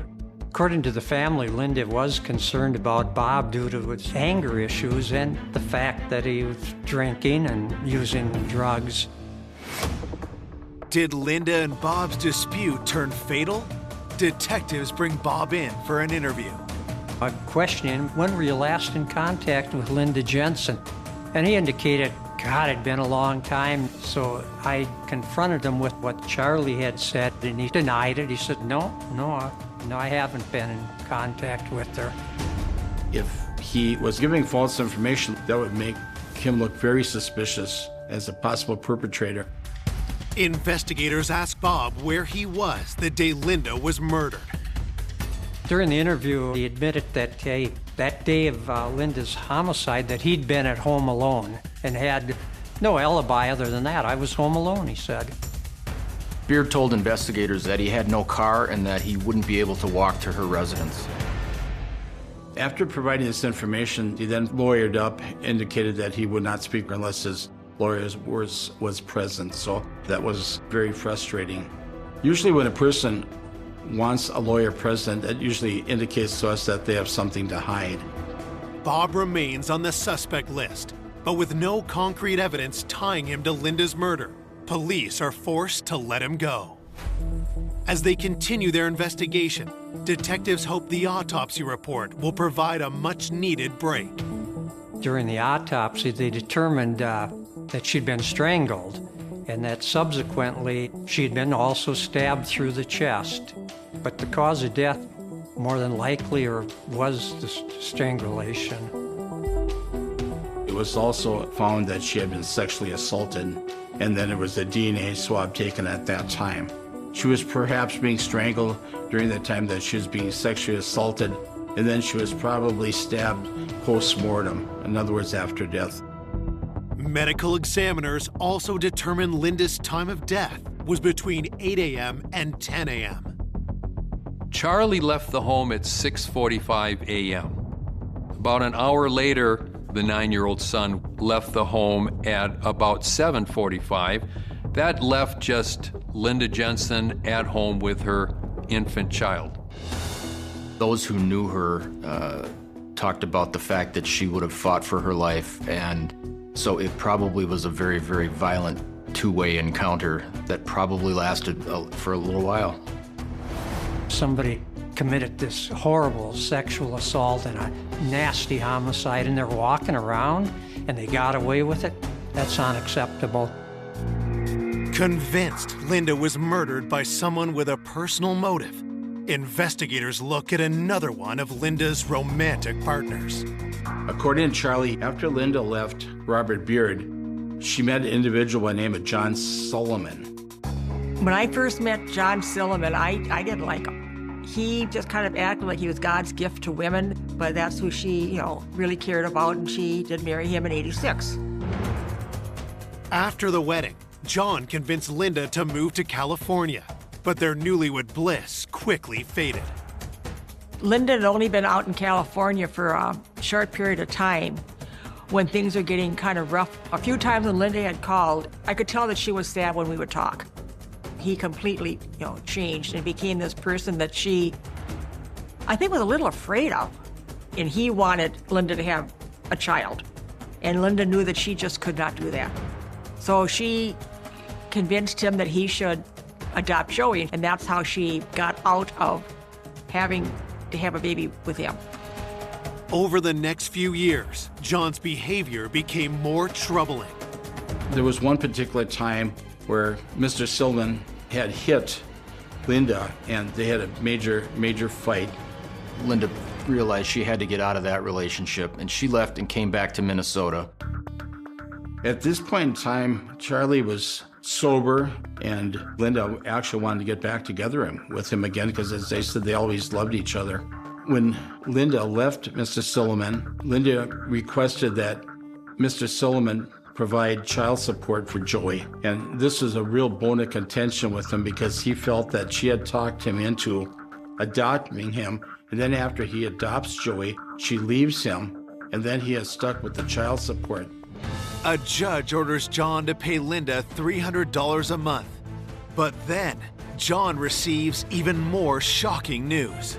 Linda got pregnant with Lisa, and when the divorce papers came to John, and it did have to state in the divorce papers that she was pregnant, but it wasn't his child. He was just furious that she was having a baby with Charlie, and she wouldn't have one with him.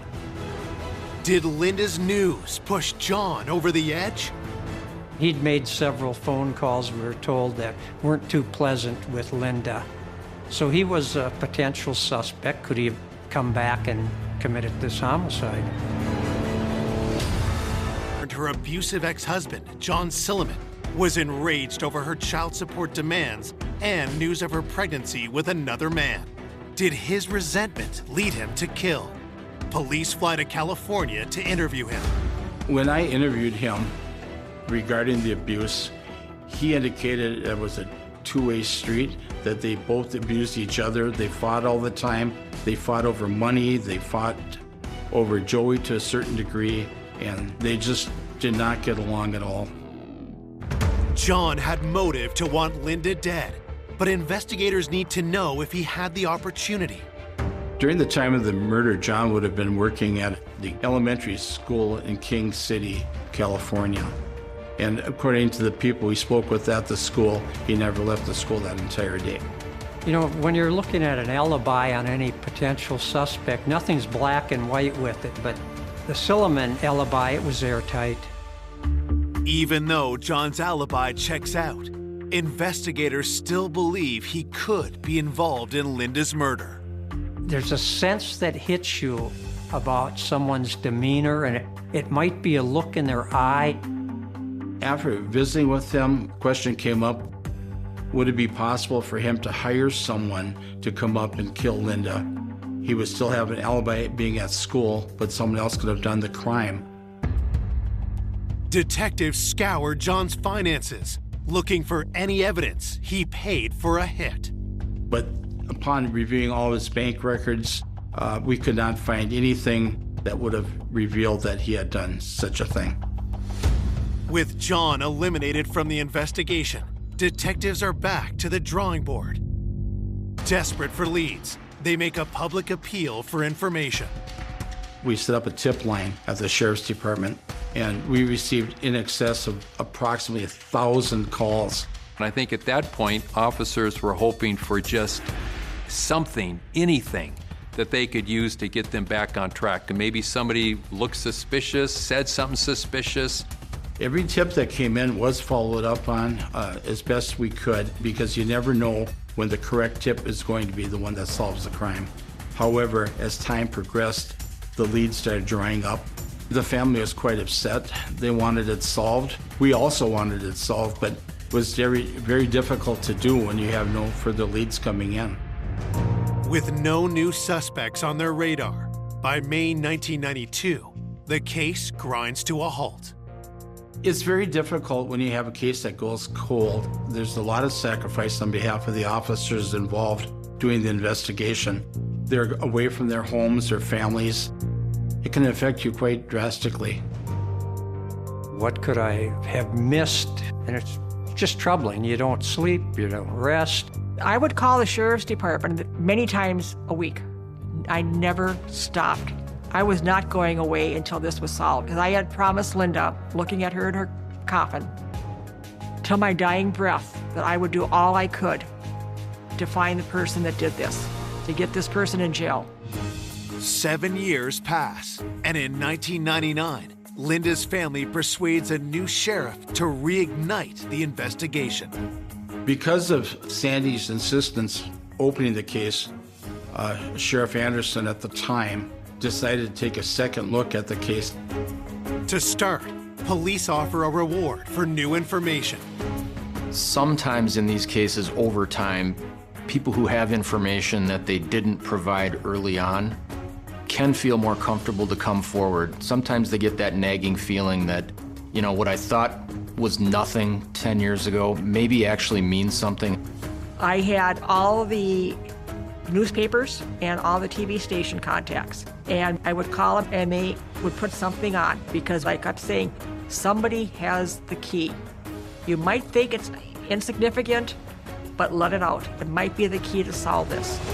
Detectives also revisit key evidence from the initial investigation, including the DNA samples. When this case reopened, the situation with DNA had changed greatly. There was a database to compare the samples to. Also, when obtaining a sample, it took less time to get a response back. Investigators always collect DNA samples of family members and anybody with close ties. We did go back and look at potential suspects. Investigators compared DNA from Linda's sexual assault to samples from her former romantic partners, Bob Beard, Charlie Jensen, and John Silliman, as well as a database of known sex offenders. When the results come back, detectives are stunned. Investigators took between 80 and 85 DNA samples for testing, and they ruled everybody out. All of the men that she had been involved with in consensual relationships had been eliminated as possible suspects in the homicide. Yeah, it just kind of dropped me right down. You know, I've worked a lot of homicides, but we had nothing going except here we have this woman who's deceased, been a homicide and rape victim. It's like, who could have done this? You know, I wanted justice for Linda. The case goes cold again for another year. But in 2000, police receive an unexpected tip from a woman named Angela Hennon that turns the investigation red hot. Angela called the sheriff's office and said, hey, I've got this inkling in my stomach and I've had it for years. Can you check out this person? That was the first lead the police had in over 8 years. She called in that little piece that we needed. We've been wanting for over 8 years. That broke the case wide open. investigating the 1992 cold case homicide of Linda Jensen have just received their first tip in 8 years. Detectives are stunned when caller Angela Hennon points them to someone familiar. Angela identified herself as a prior acquaintance of Kent Jones. Kent Jones was the local Boy Scout leader in the community. Angela Hennon had had an affair with Kent Jones right after the Linda Jensen homicide and said she brought up to Kent Jones the Linda Jensen homicide, and he denied knowing her. And he became very angry and agitated about that subject coming up. A few months later, Angela indicated that when she was talking to Mr. Jones, he indicated that he knew Linda quite well. He saw her jogging past his residence, he visited with her, and he basically changed his story completely from what he told her previously.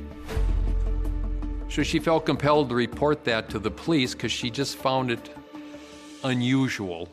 When investigators first spoke to Mr. Jones in 1992, he was not a suspect. He was just a neighbor. He denied knowing her as well as perpetrating the crime itself. And his wife alibied him. She said that he had been home that entire day. So obtaining the information that Mr. Jones did in fact know Miss Jensen, at least collaterally, told investigators right away that he had been untruthful or deceptive with them. Well, as an investigator hearing that type of a story, I would think that he has some involvement. There's something that is not right and needs to be followed up further. Detectives dig into Kent Jones's background. At the time of the killing, Jones was the leader of the local Boy Scout troop, church-going family. He and his wife, Deborah, had kids. Certainly the persona of him was that he was a fun-loving, good-natured, well-liked guy. But as they dug deeper, investigators opened up a different side to him, what he wants you to believe. Mr. Jones had a lot of skeletons in his closet. Outwardly, he seemed like a family man, and inwardly, he had a very, very dark side to him. He had a criminal history. He rented a storage locker that one night caught on fire. Mr. Jones entered a claim to the insurance company, and as it turned out, he probably had about $35,000 worth of items in that locker and not several hundreds of thousands that he claimed. It was an overclaim, and he was subsequently investigated and charged with defrauding the insurance company. Investigators then discover an even darker side to the father of four. There'd been some suspicion that he'd been abusive with his wife in the past. I read a report that Mrs. Jones had been stabbed. She apparently slipped and fell onto the open dishwasher, and her body was pierced by a knife that had been put into the dishwasher handle down. And I think some people looked at that and wondered, did that really happen that way? That just doesn't make sense. Investigators were very suspicious about those circumstances. She, however, stuck to that story and never pursued any charges against her husband. If Mr. Jones was the person that stabbed her, this is in line with the same thing that happened to Linda Jensen, in that she was stabbed, and it shows that he has a propensity for violence. Armed with the disturbing new profile of Kent, detectives pay him another visit, this time as a suspect. They went back to re-interview him and asked him again if he knew Miss Jensen or knew anything about her. He claimed he knew nothing about her, didn't know who she was. Present at that time was Kent Jones's wife, and she indicated, "No, don't you remember? She was here visiting you about Joey joining the Cub Scouts," and he got very angry with his wife at that point. Caught in a lie, Kent changes his story. He admitted that she used to jog by his house, and they had had conversations in the past. They also asked him point blank if he had had any kind of an affair or if he was involved sexually with Miss Jensen, and he became angry and very defensive. At that point, he was asked to give a DNA sample, and he refused. After 8 years of investigation, he was the first person to refuse to provide a DNA sample voluntarily. That, of course, raised another huge red flag. When I walked out of that house, I said to myself, my God, he did this. I had such a strong feeling, but it's not evidence. Officers went to the local district court judge and applied for a search warrant in order to obtain a DNA sample from Mr. Jones. With their warrant in hand, investigators collect Kent Jones's DNA to compare to evidence from the crime scene. Mr. Jones's sample of DNA was sent to the crime lab, and within a short period of time, we got the results back and the DNA matched. It was a match on almost every level. There was no question that the DNA at the crime scene came from Mr. Jones. Thank God they got him. I knew this son of a bitch did it. So I wanted him gone. Sheriff Anderson called and he said that, I want you to get everybody together. We are making the arrest after you're all here. When they said the name, we had no idea who this guy was. In those 8 years, I never thought he'd be a neighbor. On July 25th, 2000, Kent Jones is arrested and charged with the first-degree murder of Linda Jensen. Despite the DNA match, Kent insists he's innocent. You're going through scenarios with him to determine what he reacts to or bites on. And if we can get that confession, and none of those scenarios worked with him. But the DNA was the connection that allowed the case to go to the grand jury to indict Mr. Jones for the murder. On May 31st, 2001, Kent Jones goes on trial. Mr. Jones was indicted on 3 different charges. It was first-degree murder, it was second-degree intentional murder, and count 3 was criminal sexual conduct in the first degree.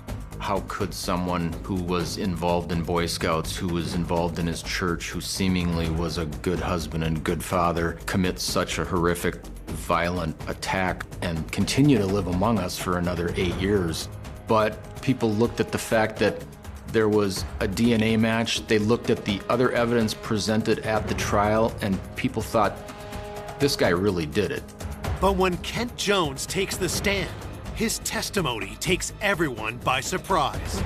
There was a major development that caught literally everybody off guard. He got up on the stand and he told everybody something that just shocked the entire.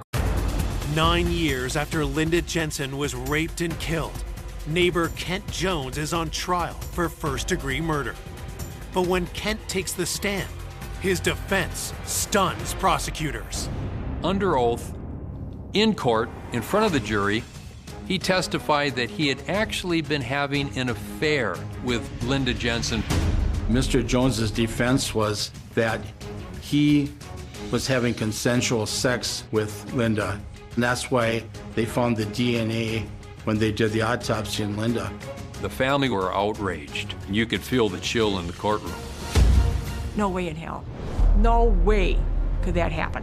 He murdered my sister, and he's trying to murder her reputation. And how dare he? And I had to tell the family, I am sorry, but this is Mr. Jones' day in court.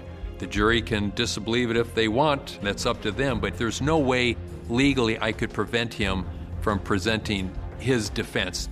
Each time he changed his story from, I don't know her, to, oh yeah, I knew her because she jogged by my house, to, wait, we did meet once to talk about Boy Scouts, to, we had a consensual affair. It wasn't laughable, it was just sad. The decision rests with the jury. On December 8th, 2001, they return their verdict. They find Kent Jones guilty on all 3 charges, and he is later sentenced to life in prison.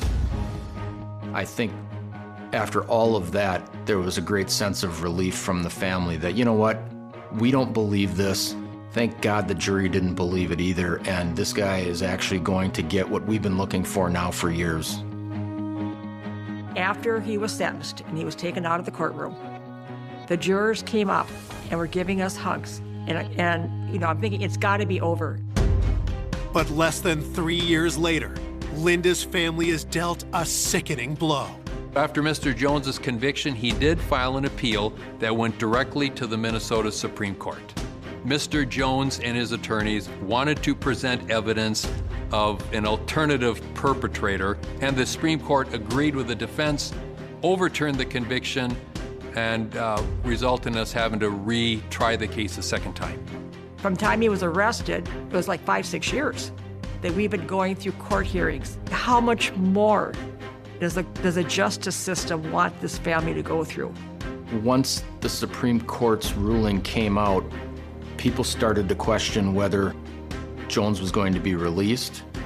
Were they going to now have barriers at a second trial that might lead to a not guilty verdict? In November 2006, Kent Jones stands trial again. On the second trial, out of the blue, he decided he would name Charlie Jensen as the alternative suspect. He still claimed he was having an affair, but this time he testified that he had intercourse with Miss Jensen the morning of the murder. Kent Jones claims that when Charlie arrived home and discovered the affair, he murdered Linda.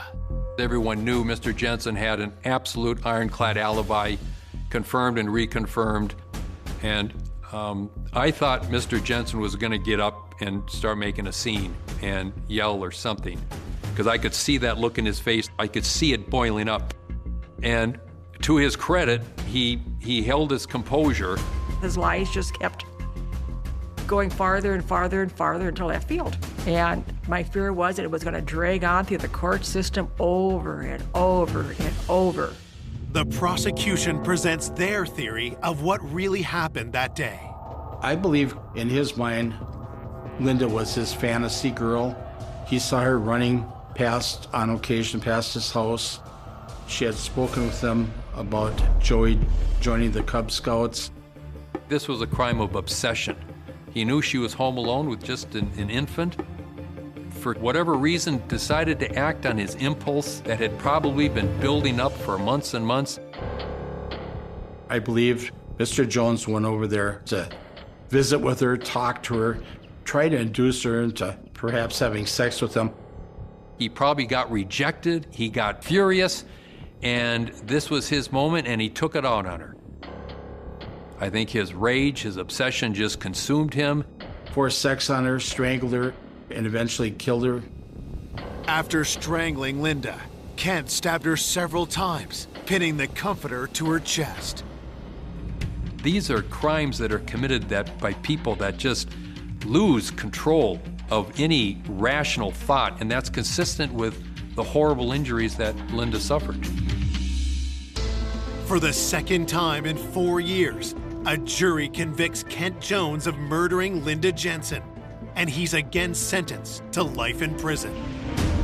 I was really happy for the Jensen family in particular, especially having to go through a second trial like they did. I could finally take a deep breath and have this heavy iron coat that I didn't know I was carrying, have that fall off of me, that it's over, it's done. Though justice is served, Linda's loved ones have never gotten over her loss.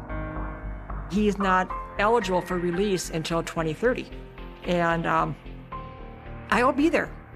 I will do anything I can to keep this man in. There'd been a fire in the Elizabeth Road area of Boston. Police discovered a woman, early 30s, in a flat on her own, dead.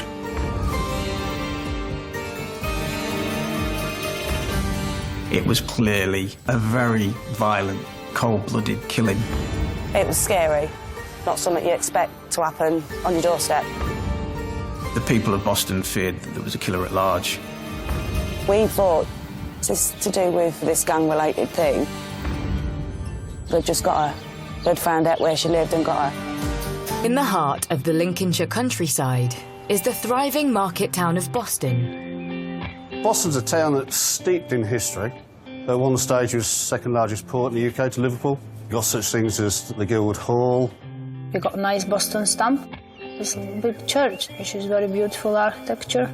You can see from anywhere. If you get lost, just to look for a Boston stamp. Because it's rural, you've got plenty of nice open spaces. And then you've got a town with local people in it, local trades. It was a small village and now it's a town. And they're very lovely people, very laid back. They have a very Bostonian humour about them. Anybody that comes past, it's always good morning. It's not like city life where they just ignore each other. No, we'd be sat on the doorstep having a cup of tea. An old woman or someone comes past, you're like, all right, good morning. Yeah, you don't know him from Adam, but you just say good morning. Yeah. With its surrounding farmland, Boston has long been a draw for those looking for work. Boston is essentially the vegetable breadbasket of the United Kingdom. About a third of the fresh fruit and vegetable comes from that area in the whole of the UK. Farmers need, packhouses need X amount of casual labour. Boston doesn't hold that amount of casual labour, so that labour has to come in from elsewhere. And that's always been the case all the way back. In recent years, the town has been transformed by the arrival of workers from across Europe. Boston's changed incredibly over the last 20 years with the migration from the European Union. It's had the highest amount of migration for anywhere in the country. The first wave came from Portugal, but gradually as more Eastern European countries came into the EU, it was predominantly Baltic states, Lithuania, Latvia, and then Poland, and latterly Bulgaria and Romania. Many European people here. There's lots of factory and field work jobs around, many cabbages. That's where you got sprouts for Christmas.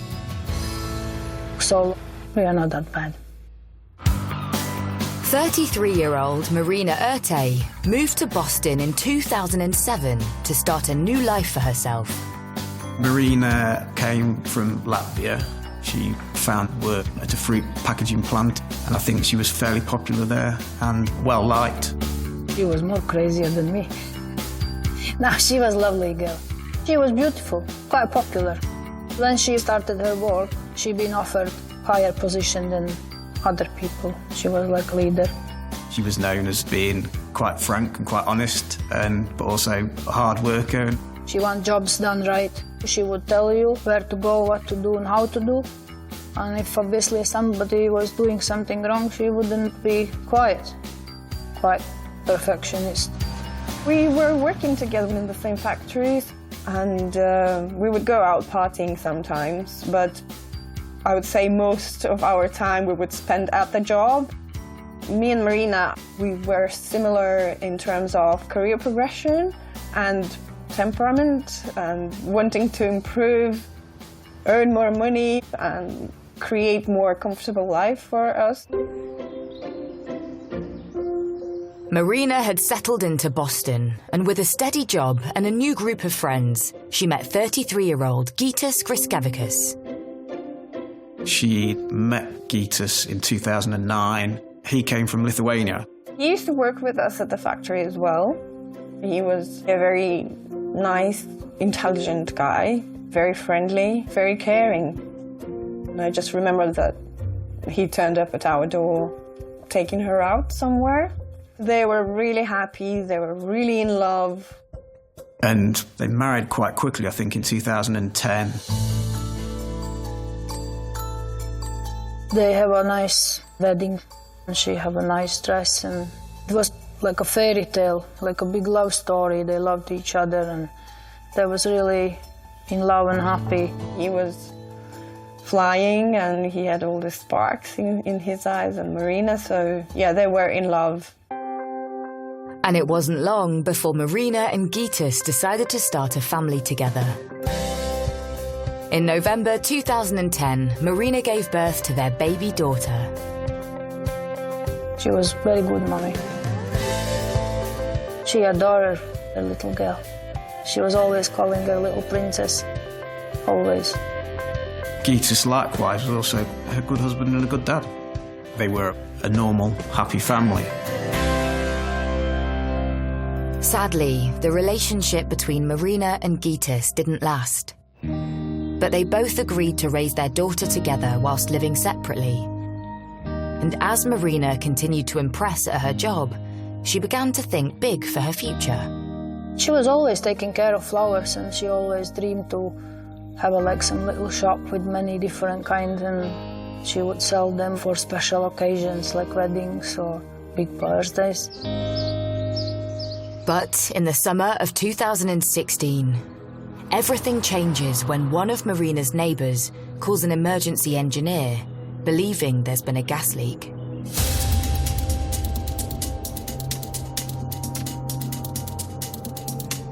The next door neighbour smelt something under her stairs. But when the engineer arrives, he suspects the smell is coming from Marina's flat and looks through her letterbox.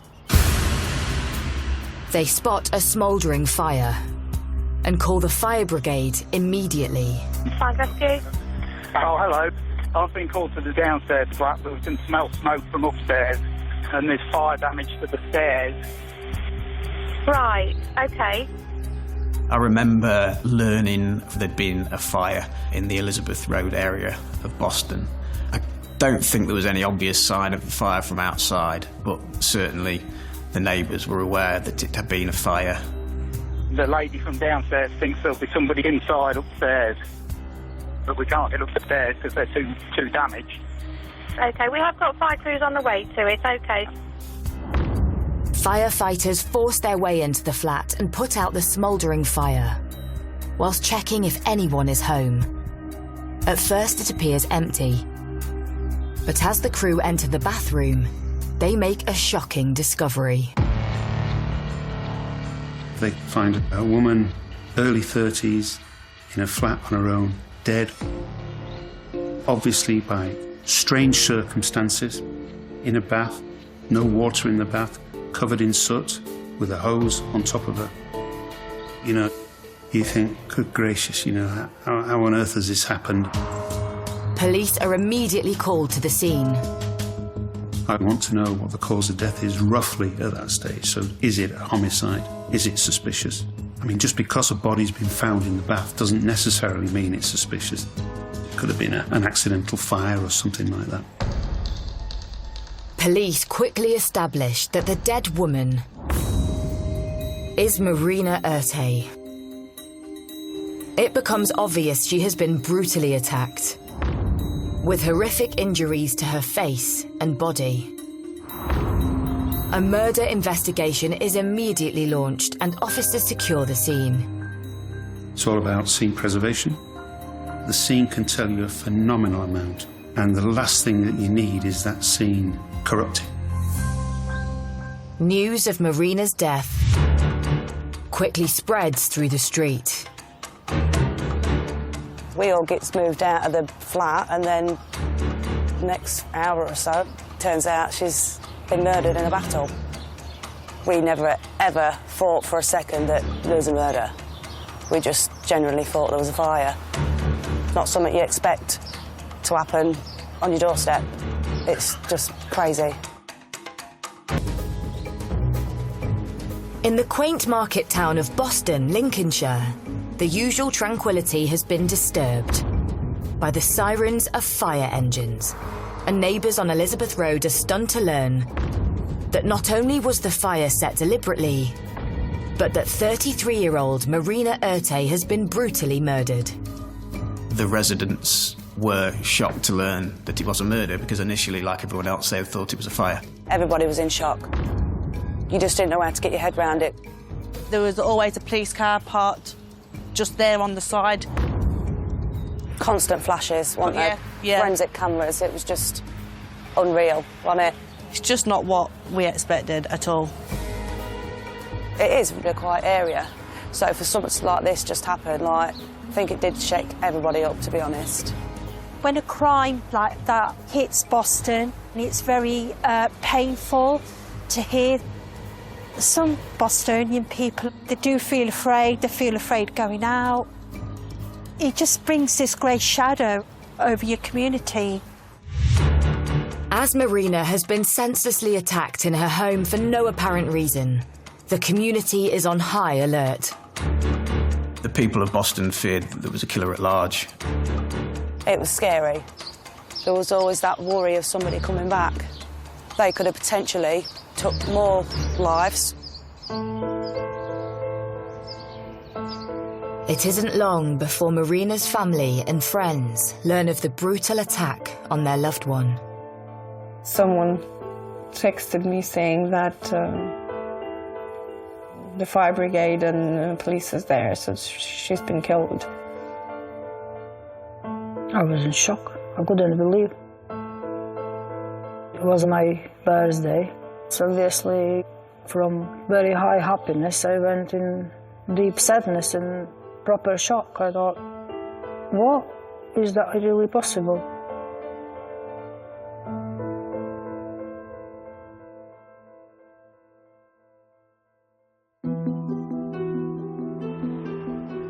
With a murder investigation underway, police need to establish a timeline of Marina's last known movements.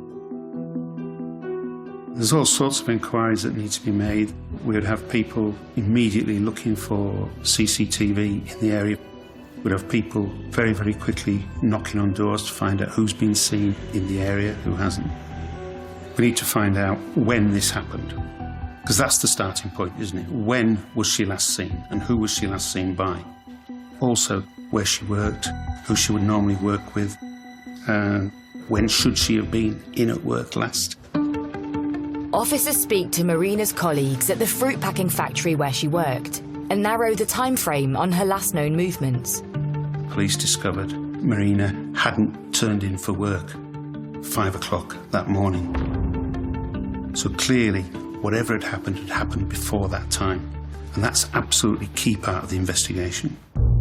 Back at the scene, police and fire experts examine the cause of the fire and quickly establish it had been purposely set after Marina had died. The early forensic evidence showed that a fire had been set in the flat, but it didn't take properly, so the house wasn't badly damaged by fire. The fire didn't really take, I think it was just slow burning. But if they'd done a good job on the fire, it could have just took this whole block. That was scary.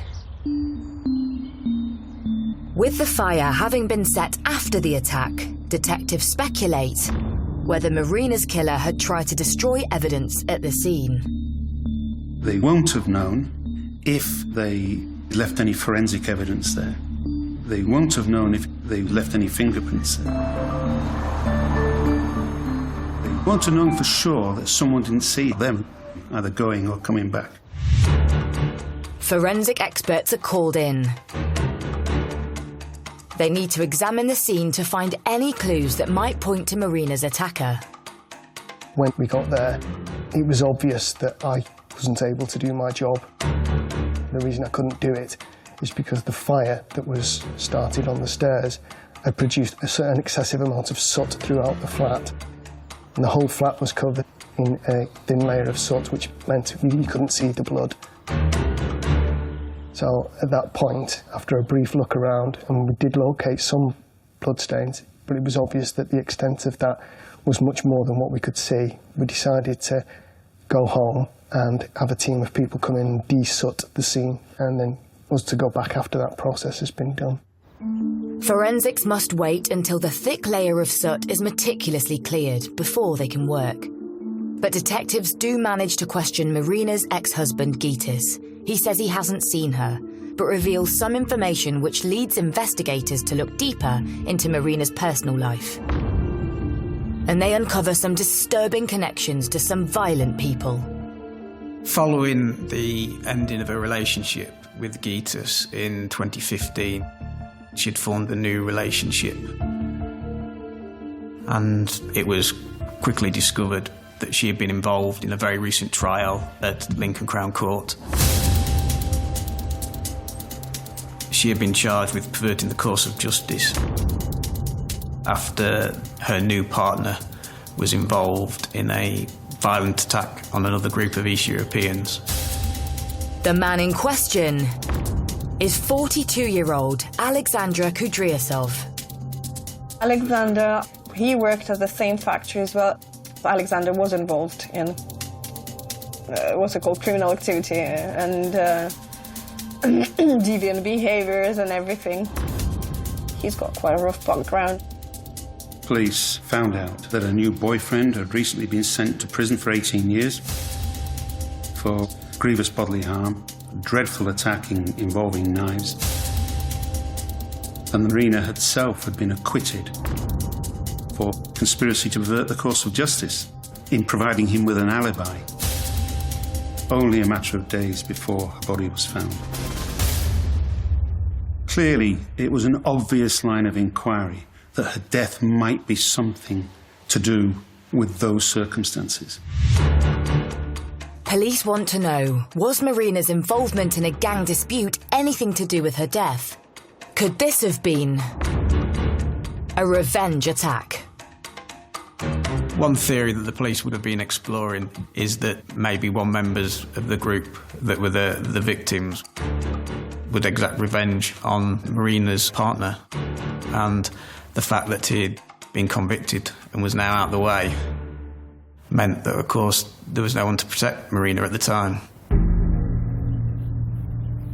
Police explore the possibility Marina had become mixed up with a bad crowd through her relationship with Alexander. The theory of a revenge attack takes hold, and the safety of Marina's friends and family becomes a police priority. The fact that a group of East European men have been very, very badly injured by another group of East European men, obviously down in Boston, there would have been tensions between the various people involved, the various families. Clearly, one of the concerns for the police initially was the welfare of the child, and then the other family members as well. As police make sure Marina's loved ones are kept safe, post-mortem results arrive which offer clues to her attacker. Marina had suffered traumatic brain injury, and she had fractured eye sockets and other injuries. We know that it wasn't a knife used. Could have been done with fists, kicking, or a blunt instrument. It was clearly a very violent and cold-blooded killing. And with the scene now cleared of soot from the fire, forensic results arrive, which further paints a horrific picture. What we found was a large pool of blood in the living room with smears around it, and there were small spots of blood radiating from it, indicating that there's been impacts in that area, probably into Marina herself. I suspect that she's gone into the living room for whatever reason, been hit, gone down almost straight away, and then been assaulted on the floor by punching or kicking or with a blunt instrument. Forensic results also show bloodied track marks from the living room to the bathroom. The two track marks is where her heels were in contact with the ground as she's been dragged across the landing and into the bathroom. In the bathroom, there were spatters of blood around the bath and on the floor to indicate that she'd been further assaulted in that area.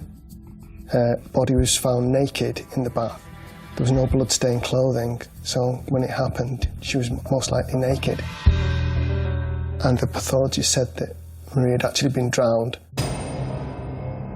by having the shower head forced into her mouth, and it was that which actually killed her in the end, was the cause of death. But who could have carried out such an horrific attack? Had Marina become sucked into a gangland dispute and paid the ultimate price for it? We'd heard that she'd gone to court to do with this gang-related thing. Yeah. We thought she'd just got her. They'd found out where she lived and got her. In the Lincolnshire town of Boston, police are investigating the murder of 33-year-old Marina Urte, who was found in her own home beaten and drowned in the bath. Her boyfriend, Alexandra Kudryasov, is in prison, serving an 18-year sentence for a vicious attack during a gangland dispute. Whilst he is ruled out as a suspect, there are suspicions that Marina has been murdered in a gangland revenge attack. After it happened, we used to see this really spruced up black car coming past. We kept thinking, oh, is this to do with, like, this gang-related thing?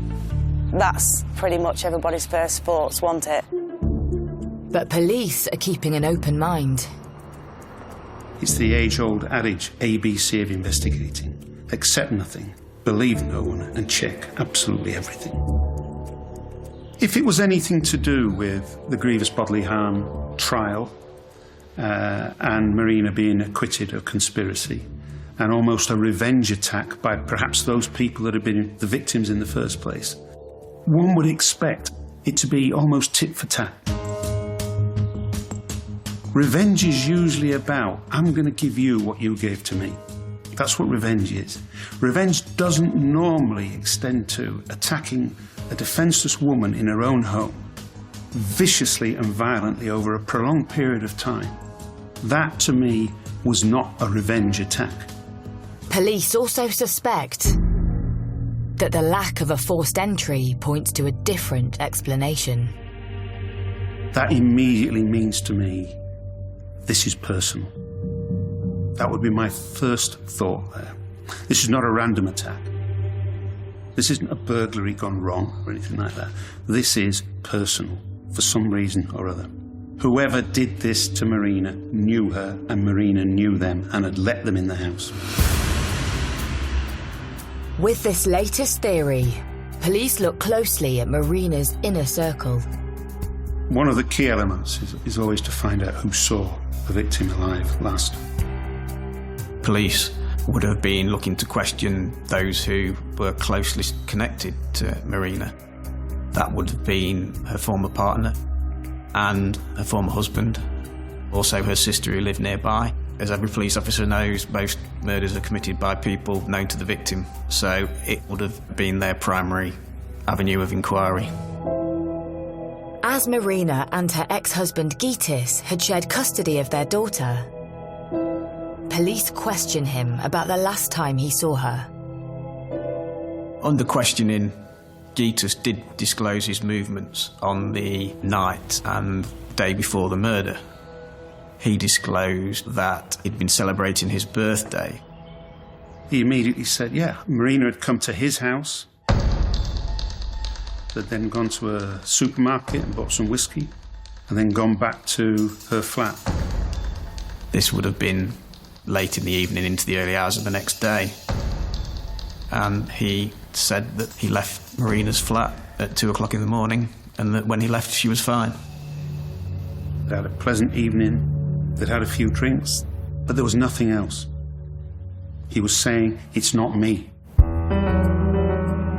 With Gitis admitting to being with Marina on the night of the murder, but claiming to have left on good terms at 2 a.m, investigators have little else to link him to the murder.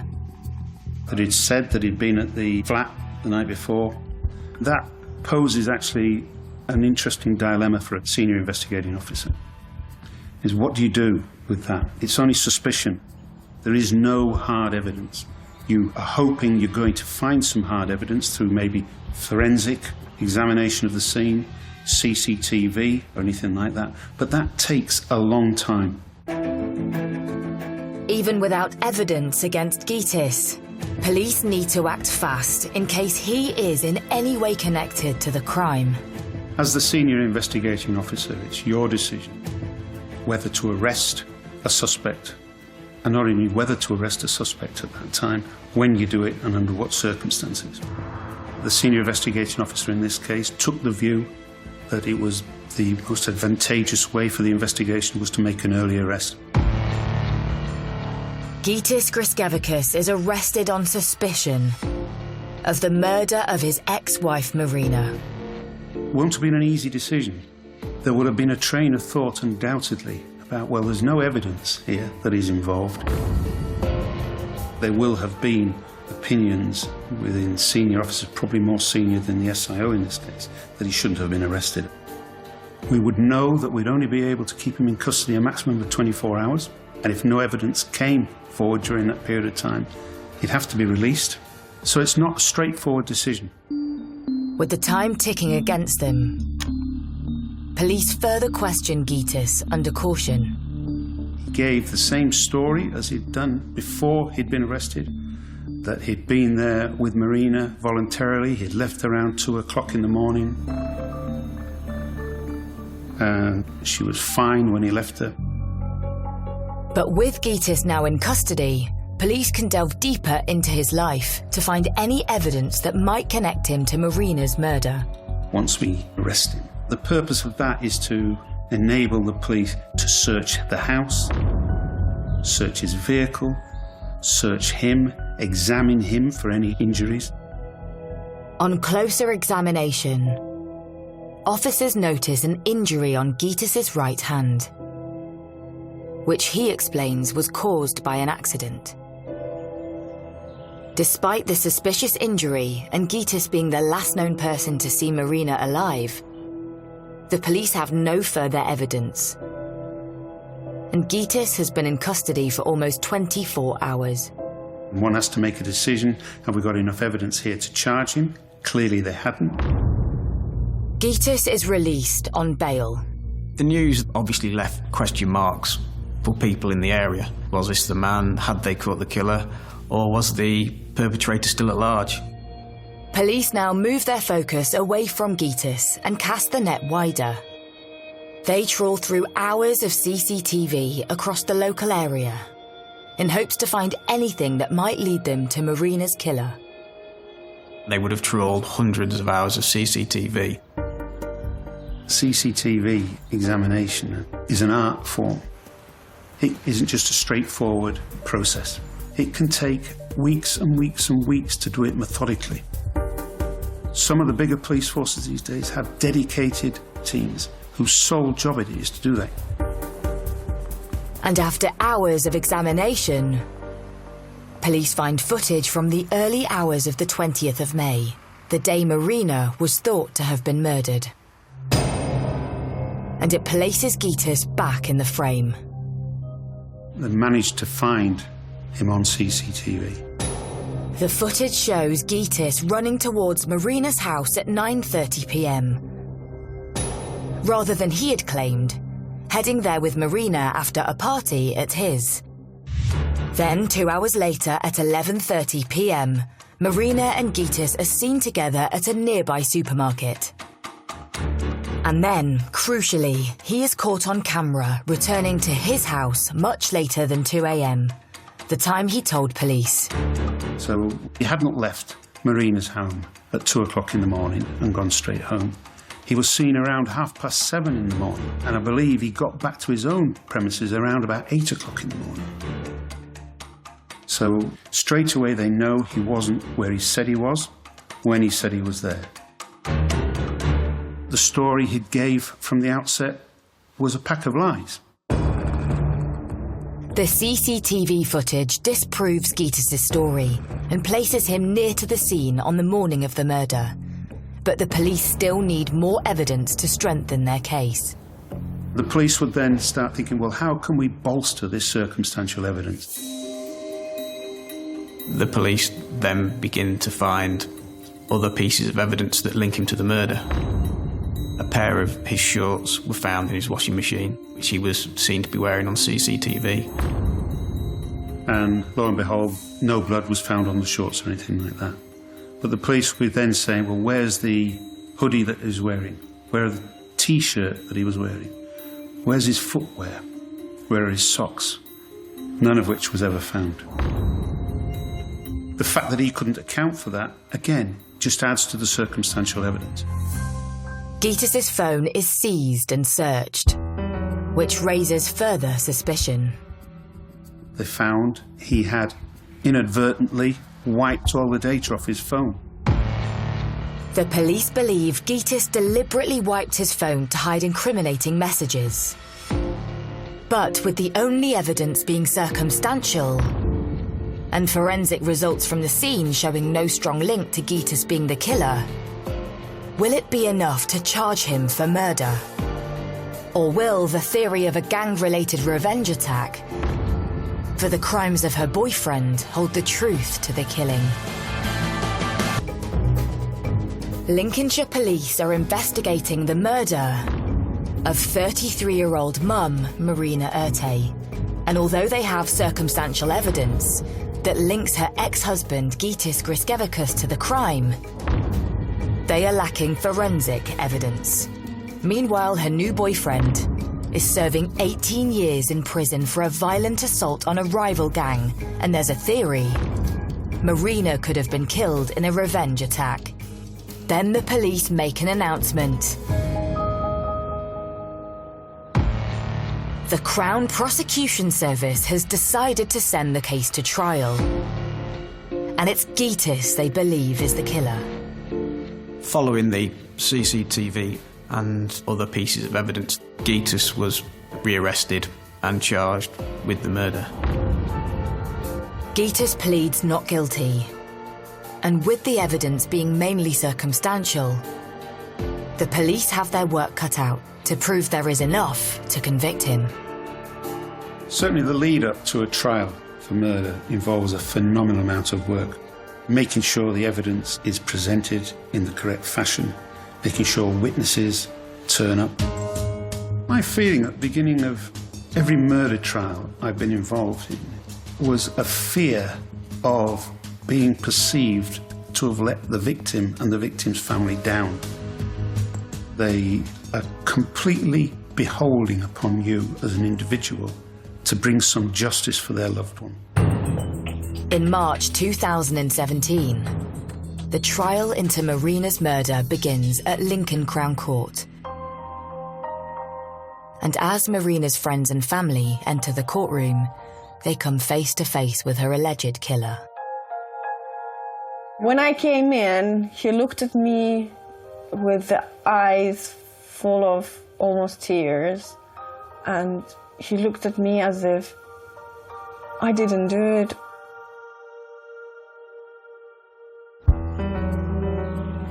As the trial begins, Marina's close friends reveal to the court details of her relationship with Gytis. I remember she came to me when she was already heavily pregnant, and she was complaining that she's put on so much weight and Gytis is not happy anymore because she's not in the same shape as before.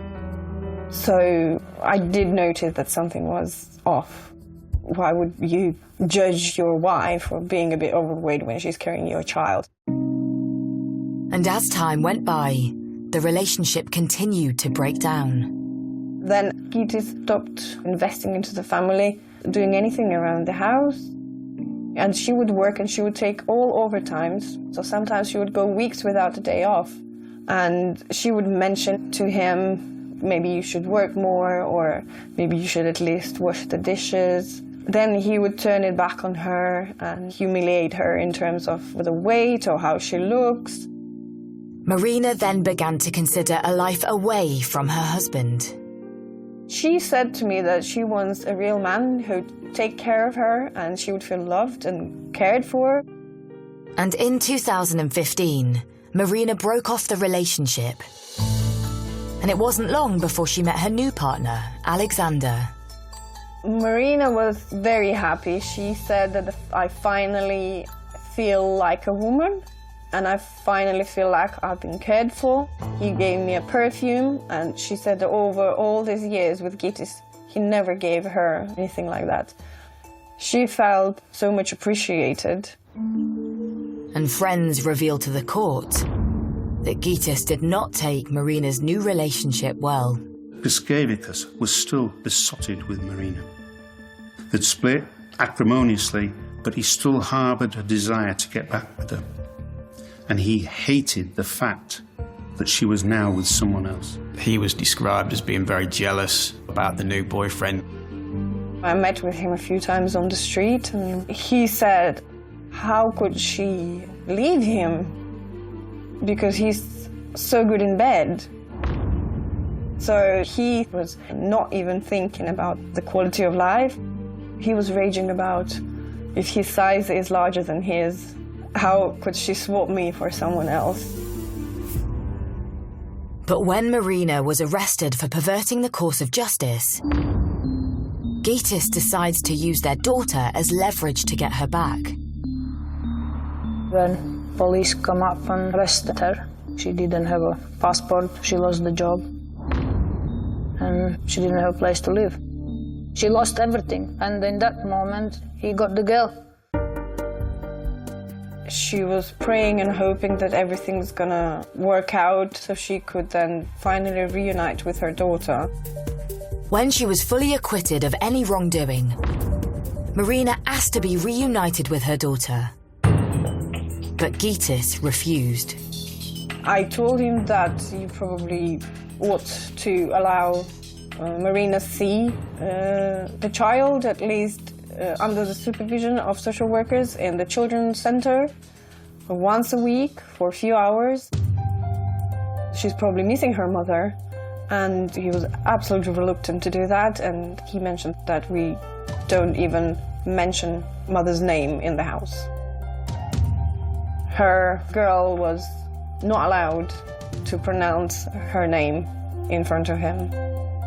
He was sending her nasty messages about the girl, like no money, no honey, asking for money. Then he was taking girl out from the country, which he supposed not to do, and then posting in a Facebook saying, oh, hello, we are here. That was very nasty. And things only got worse for Marina. Marina had made all sorts of complaints against Griskevicius. She couldn't prove any of them. I think her vehicle had been damaged, she'd had a pedal bike stolen. She didn't know that it was him for sure, but she thought it really was, and it frightened her. There were a couple of occasions when she went to the police because he was seen filming her on his mobile phone, arriving at her house unannounced, and it spooked her to such an extent she went to the police. I think Marina had confided in certain friends that she was worried that Gitas was stalking her. She rings me one day, she says, he was standing on the corner of the street looking at the house. However, in the last few days of Marina's life, hers and Gitas' relationship seemed to rekindle. They restarted the communication. She rang me and she was so happy to say, oh, you don't know what just happened. I will see the child soon and he's talking to me in a nice way. And she was willing to resolve the conflict for her, for the daughter, and for him, for Gitas even. Just before the day, she rang me and she was very excited. And he said that he loves me and he wants to get back. He's the father of my child. Maybe I should, maybe I shouldn't. And he wants to come over. He wants to celebrate his birthday with me. And I did tell her, do not meet him on your own. Griskevicius was still besotted with Marina. I think he saw an opportunity there to say, right, I'm the father of your child, this is my birthday, let's celebrate together, give it another go, and rekindle our marriage. Back in the courtroom, it appears with only circumstantial evidence, Gitas could still walk free. But then a new witness takes to the stand and flips the case on its head. This individual contacted the police and said, this guy admitted to me what he'd done.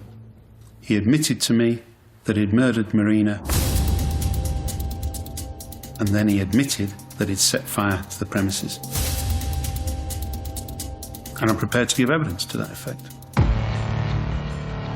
After a grueling 2-week trial at Lincoln Crown Court, the jury returns its verdict.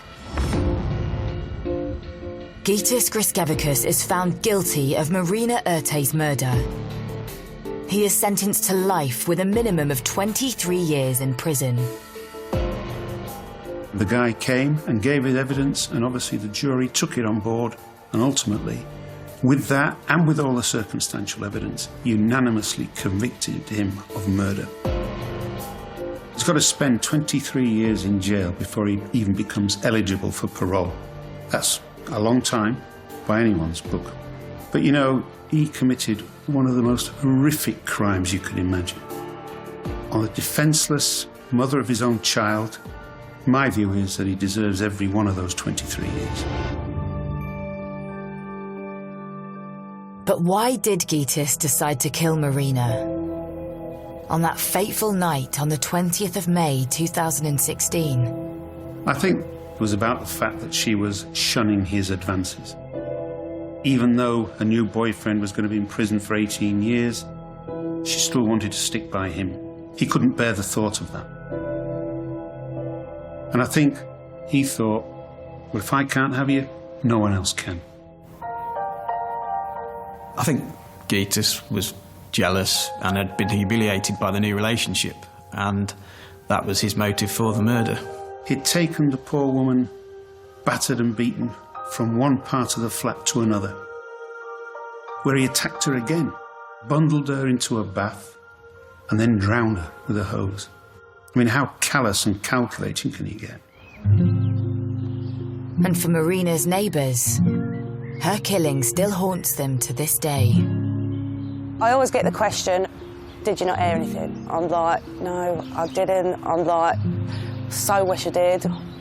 It was in my mind for a very long time, thinking, why the hell could I not just hear anything?